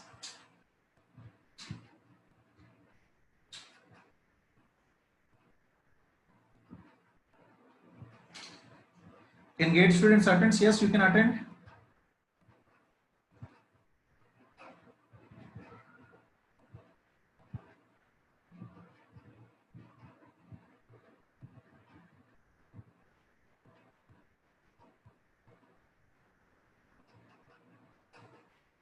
Thank you.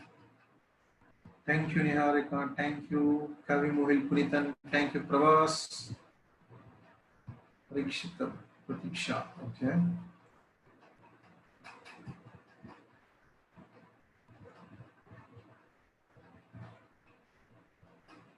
One Sarkar fan. But who is this?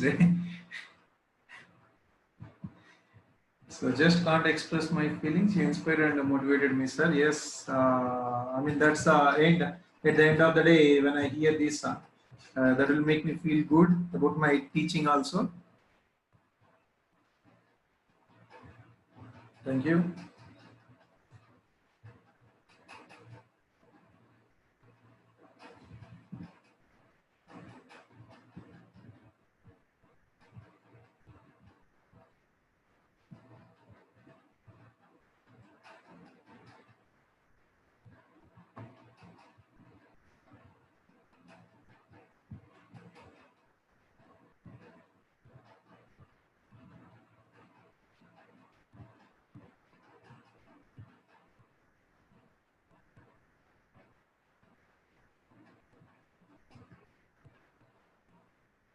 So much.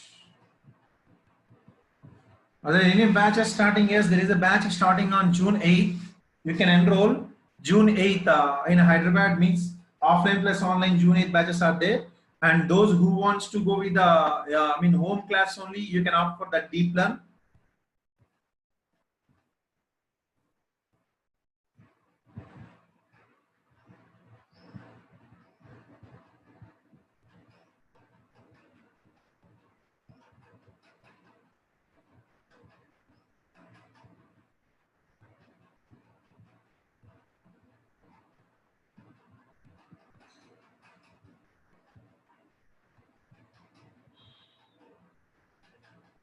Okay.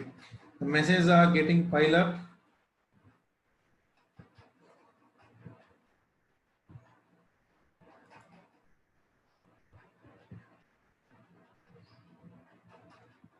I'm not able to see what is the other message also. So please.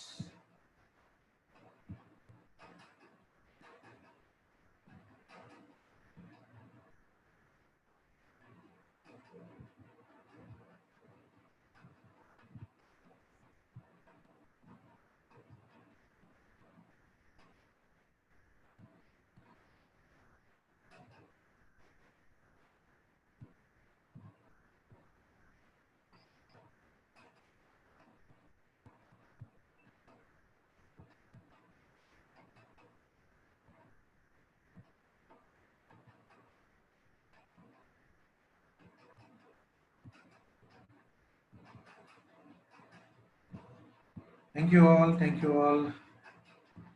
Messages are piling up, yeah. So I'm not able to see all those.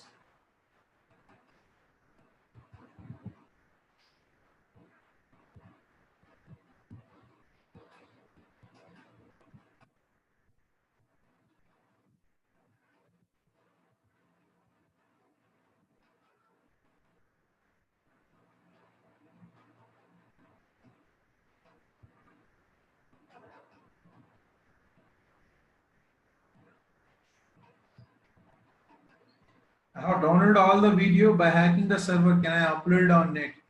Hey, have you asked me before downloading those? But don't do it. That's hard work of everyone. Don't do it.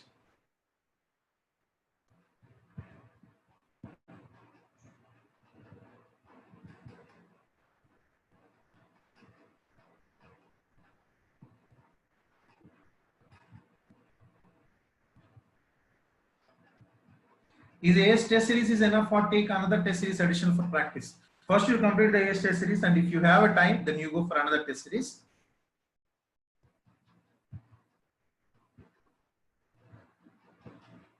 What our Rohit Sharma? I don't know. Thank you so much. You have explained everything in a beautiful way. I have gained a lot of confidence in the subject. At the end of the day, I want you two people to gain the confidence in the subject. You scolded for our sake, you taught for our sake. What can we do for you? You can do one thing for me. You please study well and get a very good gate rank. And if you go to any IIT, and when I come over there, and whenever you see me, you just greet me, sir. You are, I'm a student of yours, and I got this seat in a PSU or IIT, and that will feel enlightened for me, because if my students I mean, when I go to the IIT Hyderabad also, see, I go to IIT Hyderabad possibly once in a 6 months or 8 months to meet my friends. There, some of my students are there who are taking a MTech, and whenever I go there, they comes to me and they says to me that, sir, I am a student of you who has taken a coaching in Dilshuk Nagar branch or Abhijit or something else, and it feels very good for me because the persons who has taken teaching under me, they remembered me because of that. They learned the subject, so I feel that one. And I want that only, I don't want anything else.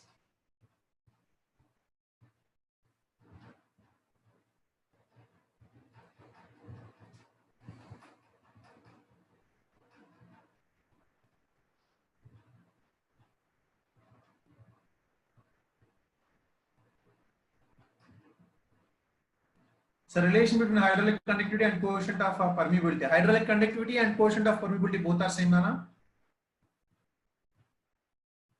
And meanwhile, if there is a possibility, one day I'll take a whole doubt clearing session also one day, not now, but meanwhile, if there is a possibility, I'll be taking that also. Please be ready for the doubt clearing session and exams, all those things. Don't neglect the subject.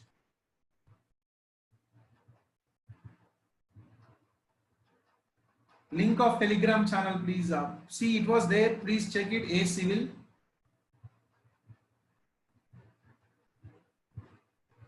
The Mr. Rushias, there is no A Civil official channel. Yes, there is. There is there.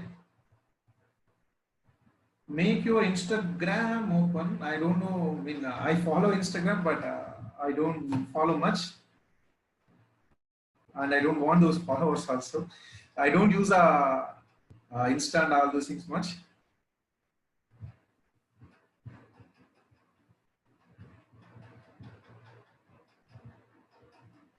Mr. Harish Gaud.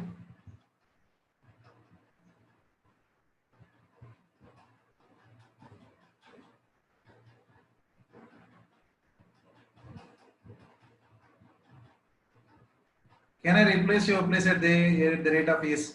For sure, you come to me and then you replace me.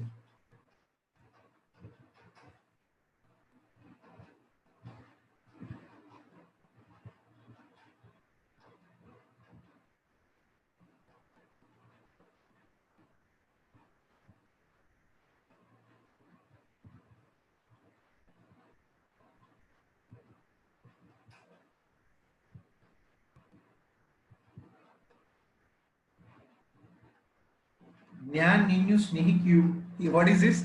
Is it Malayalam?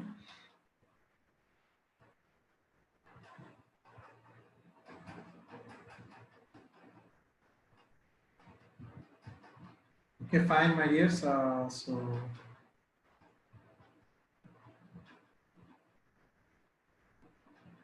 my favorite hero is Pawan Kalyan.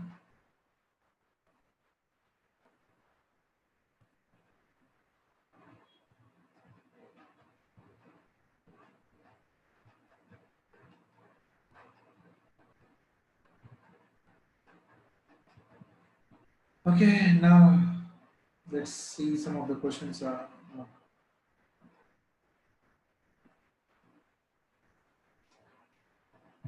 So, Miss Aishwarya, speak out, please. Miss Aishwarya, please speak out.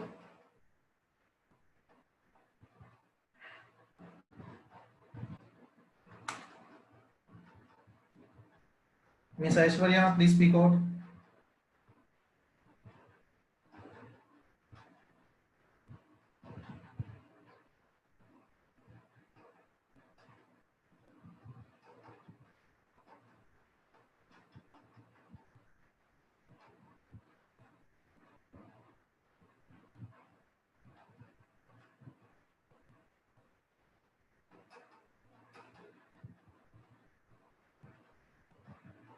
Okay, if you're not able to, then Sachin, Mr. Sachin, please speak out. Good afternoon, sir. Mr. Sachin, tell me, Sachin. Can you hear me, sir? Yeah. Okay, sir. Sir, can you please check GATE previous year question, chapter 16, sir, bearing capacity. Sachin, I'm not. Your voice is not clearly audible to me. Can you please speak Hello, sir. loud? Can you hear me?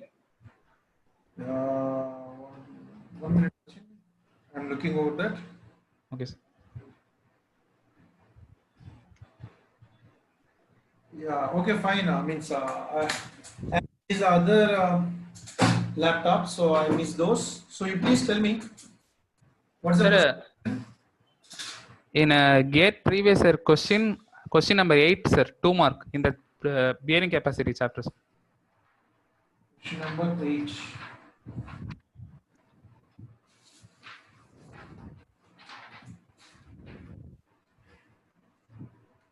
Question number 7 and 8. You're saying? Yes, sir. In that safe load, no, sir, they are asked safe load, sir. Yes.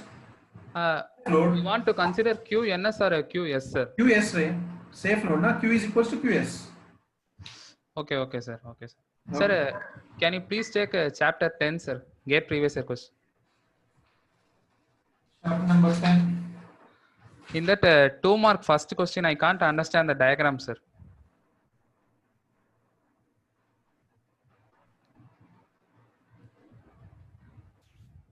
What? 2 mark first question, sir. Yeah, I have already explained, my dear. That is, see, in the 2 marks first question, na? Yes, If you sir. have there, the first A and B, the settlement is constant. Okay, sir. The dotted line represent, right? That Yes, settlement sir. is constant. And contact pressure, you see the arrow marks of the contact pressure, they are varying or not? Yes, sir. Varying, sir. So in the A, the contact pressure is minimum at the edges, maximum at the center. That is sand. Okay, sir. So when contact pressure varies, that is flexible footing or rigid footing? Contact pressure varies. Flexible footing, sir. Right. Settlement constant, contact pressure varies, rigid footing. Okay, sir. So A is rigid footing on sands, Okay, sir. B is rigid footing on clay, Okay, sir. and come to the C and D. If you see C, the arrow marks are the same, but if you see dotted line, the dotted line is going to be varying, which means settlement. Yes, sir. Yes, sir. So C and D represents the flexible footings. Then you can check whether it is going to be silt or clay, means a sand or clay. Okay. Okay, sir. Okay, sir. Yeah. Okay, madam. Thank you so much, sir. Thank you. Thank you. Bye, sir.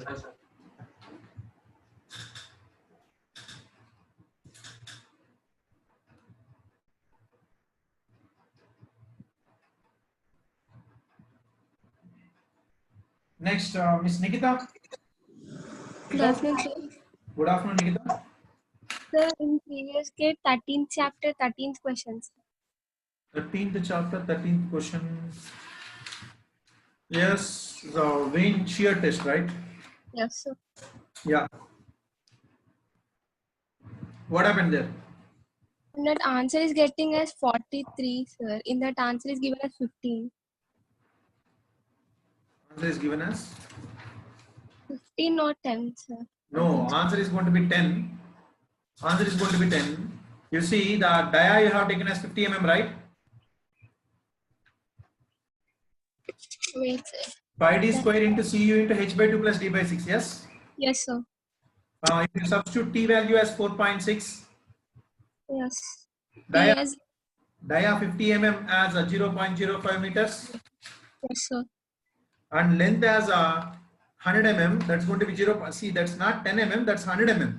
Actually, in the figure it was incorrect. That's not 10 mm, Nana. That's 100 mm. You please change it that. Okay, sir. If you change it as 100 mm, then you can get the answer. Okay. Sir, in that next 20 question, sir. 20. 20. Question number 20. Same chapter. Yeah. That's you need to find out the see. That's based upon the normal friction. So give me a minute. I will try to download. Already it's there. I think so. Yes, it should be there. Right?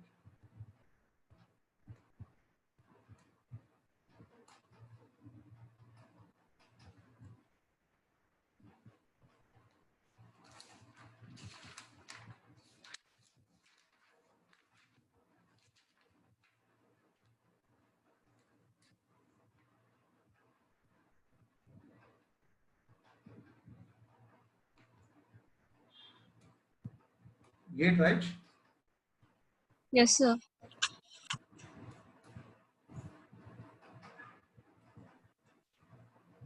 What's the page number? 52, sir. Huh?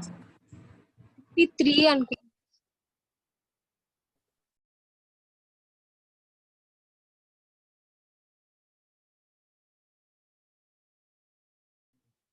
This question, right? So now, you see here, in this question, a 3 by 3 square precast concrete pile. Okay, the height of the pile is going to be 7.5 and the width is going to be 3 meters by 3 meters. Now installed by pushing them through an existing railway, a reaction arrangement using the precast placed on the ground is to be made on the jacks. Now,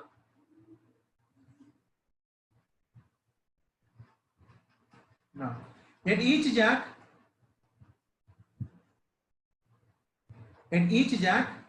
that means at each stage, the jacks are required to apply a force of 1875 kilonewtons to push the segment. The meaning of this one is, you please observe, whatever this is nothing but jack over here. See what is this jack, right? And this jack is going to be exact.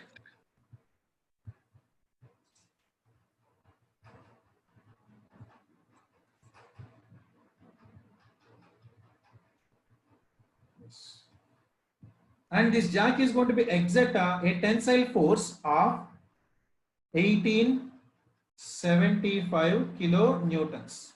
First of all, you need to find out the weight.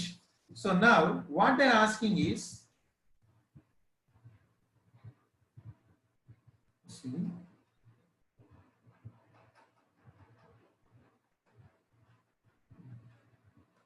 you see here, now at each stage the jacks are required to apply a force of 1875. So the jacks are applied a force of 1875 kilonewtons. Okay, and the jacks will react against the rigid steel plate.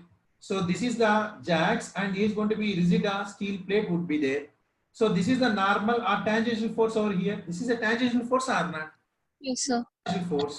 And the footprint area of the reaction on the natural ground. What is the area over here? The area I have given as what is the area I have given? The area is going to be 37.5 meters square. What is the area? The unit weight of the PCC block gamma C concrete is going to be 24 kilonewton per meter cube. Soil properties are C value 17, phi 25 and gamma is going to be 18.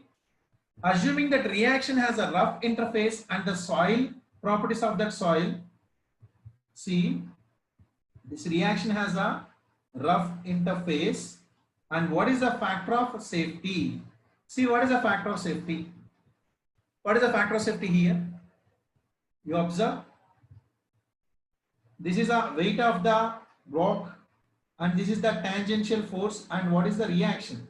If this is the weight, and you know the tangential reaction, whatever the reaction here is going to be, the reaction is going to be W tan phi, and the tangential force is going to be T.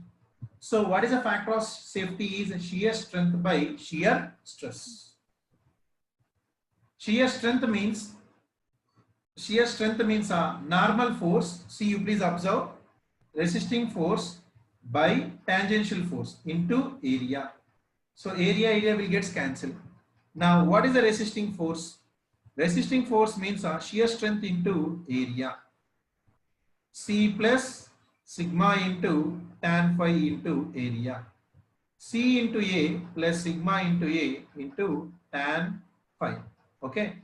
Now you see the weight. The normal stress means weight by area. So now what is the weight of the PCC block here is unit weight of concrete into volume. And what is the unit weight of concrete I have given? 24. And into area into what is the height I have given you there? The height is going to be 7.5. So 24 into 37.5 into 7.5. Can you please tell me this value?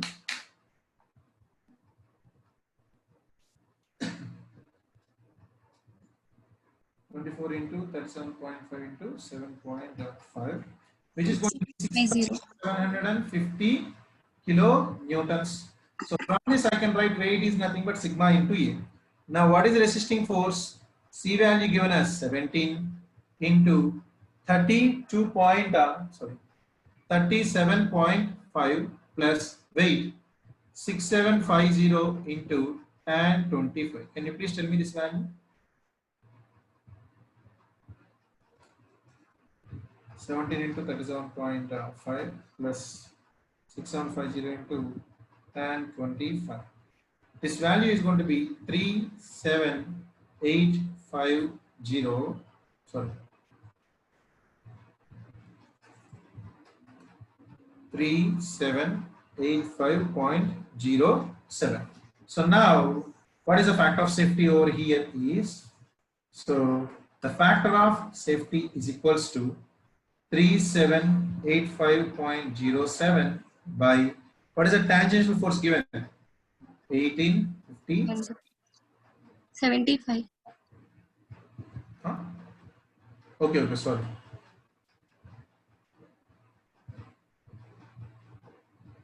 $1875.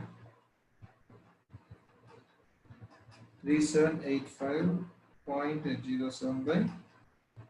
1875, which is going to be exactly 2.0, rounded to one decimal, right? Yes, sir. So rounded to one decimal means 2.0. That's it. Understood? Yes, sir. Yeah.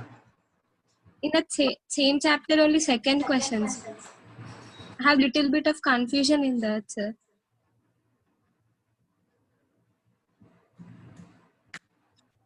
One minute.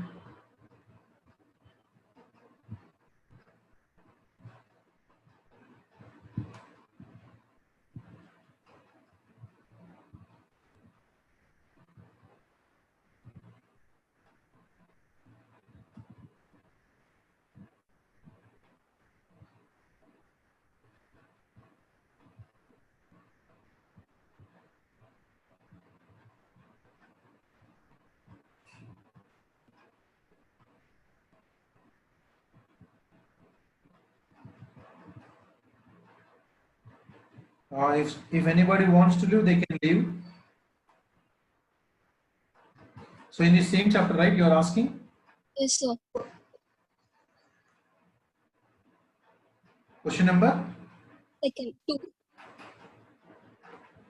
Yes. What's That it? compressed, sorry, third question, sir. They have given the third question. Huh? Okay, fine. Consolidated That drive. means deviatrix stress only, sir. Huh? Deviatrix stress only we need to find. Is that compressive strength of the soil? Yes, the deviatrix stress is going to be required. Okay, sir. Yeah. Sigma D is nothing but QU. Okay? Yes, sir. And same chapter ESC, sir. Huh? Same chapter ESC. Same chapter, yes.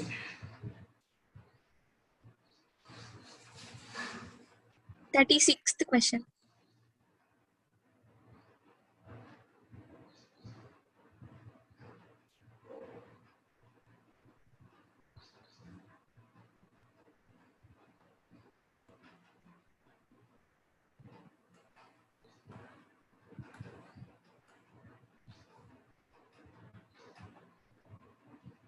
That is 6th question. Yes, sir. Okay, fine. That's see that you will get to know in the case of irrigation. A riprap, inverted filter, clay core. I can say that one. Inverted filter, you know that inverted filter, right? To reduce the seepage of water through the body of, sorry. Inverted filter, please look, to reduce damage, to prevent escape of fine soils by seepage water, to protect river banks from erosion by river flow. Riprap is going to be provided on the sides of the river. Riprap means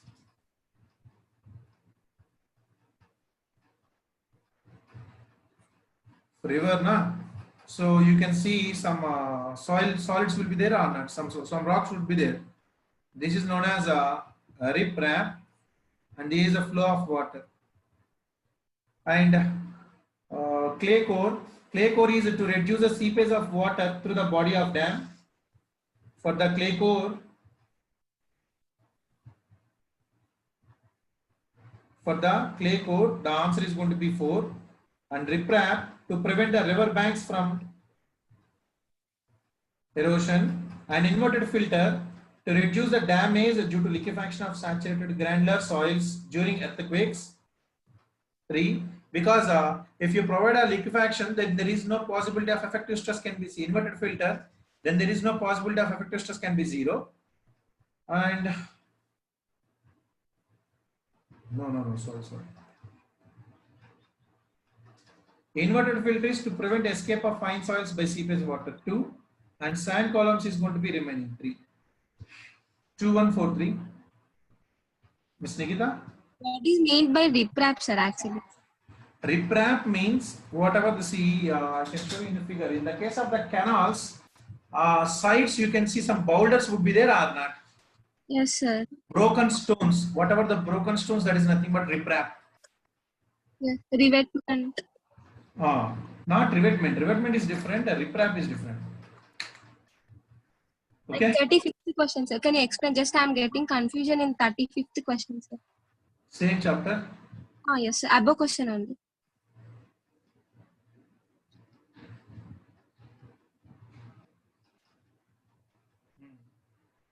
That's based upon the stress paths.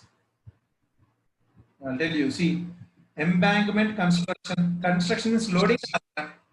Yes, sir. You observe. While you are going to construct the embankment, the vertical stress is going to be increases or not?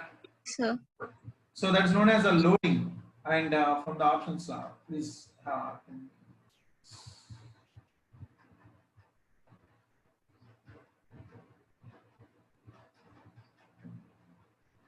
So the meaning of this one is, if you observe,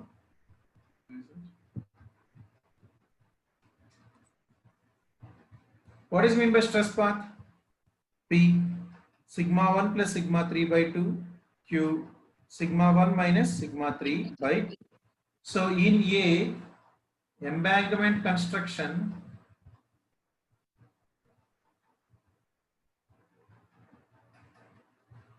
vertical stress is going to be positive and no change in the lateral pressure. No change in the lateral pressure. So now you see when sigma 1 is going to be increases, you see this equation, P increase and Q is also going to be increase. So if you draw the graph between P and Q, if P and Q, if P and Q both are going to be increases, then you tell me the graph is going to be moves towards the right side or left side? Right side. Right side. So for the first one, in the case of embankment construction, stress path, this is nothing but stress path line or not? Yes, sir. So moves right side, upward direction or downward direction? Upward direction. So for the embankment construction, it is going to be 3. And in the case of the excavation of pit, when you excavate the soil mass, now you see that delta sigma 1 is going to be negative, na? Yes, sir. Why? Unloading. Yes.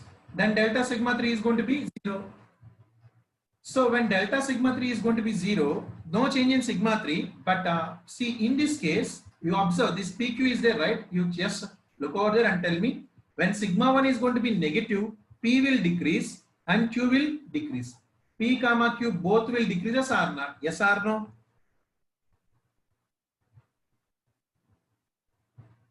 Able to understand? Yes, sir. Huh? Yes, sir. Yeah. See, for B, delta sigma 1 is negative. Delta sigma 3 is going to be 0. No change. Then P comma Q both decreases because as a Q sigma 1 decreases, see in the same one, sigma 1 positive, P comma Q increase. Now if I draw the graph, is it going to be below? Downward.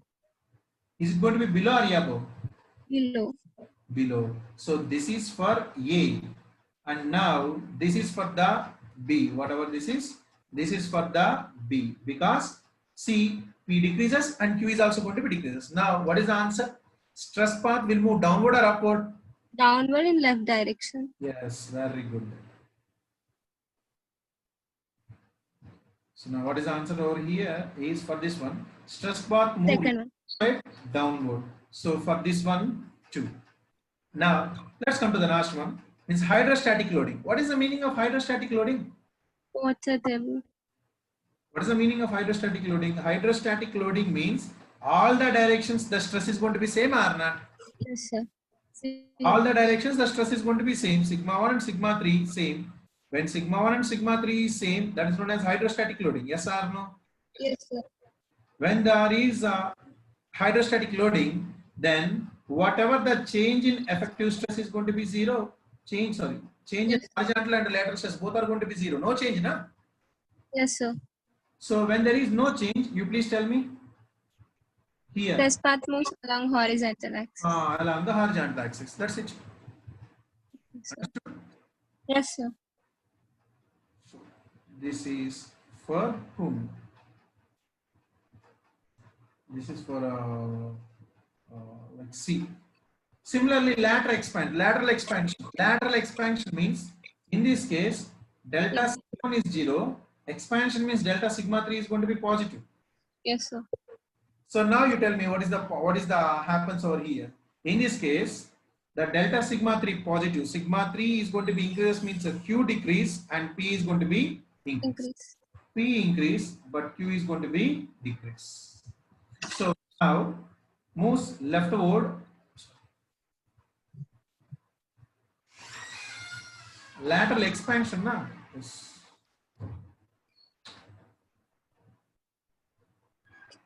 Lateral expansion. Positive.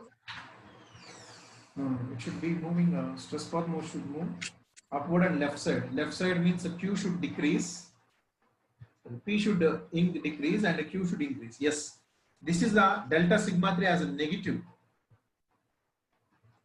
Because what happens is, look, have you remembered the active state? Yes, sir. When the wall is moving away from the backfill, the soil gets expanded over here or not? Yes, sir. In active state, soil gets expanded and delta sigma h starts to decreases or not? Yes, sir. Yes. So now in this case, delta sigma 3 is going to be negative. When delta sigma 3 is going to be negative, Q is going to be increases, but P is going to be decreases. P decreases and the Q increases. So now for this one, if I draw the stress path, this is going to be the stress path. So moves upward and left side direction. So this is for the D. I hope you understood. Yes, sir. Conditions are everywhere over here. So please go through this one. Okay, sir. Thank you, sir. Thank you so much. Yeah. Okay. ma'am.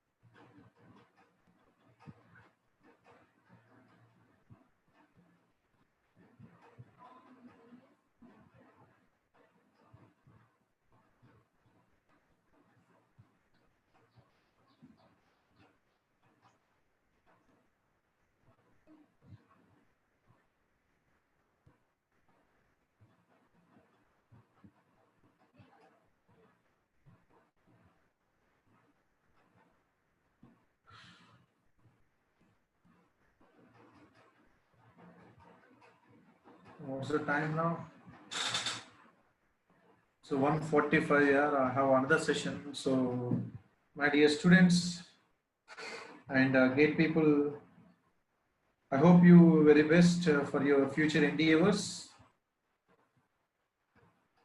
So if you have any doubts, you please contact me and you please mail me. I'll try to reply as soon as possible.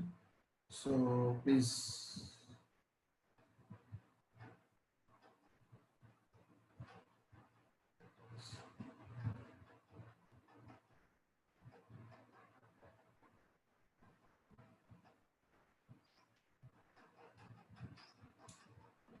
Thank you so much for all of you for your patience and bearing me for 37 long days. If possible, in future, we'll meet again. So hope so. All the best for you. Bye.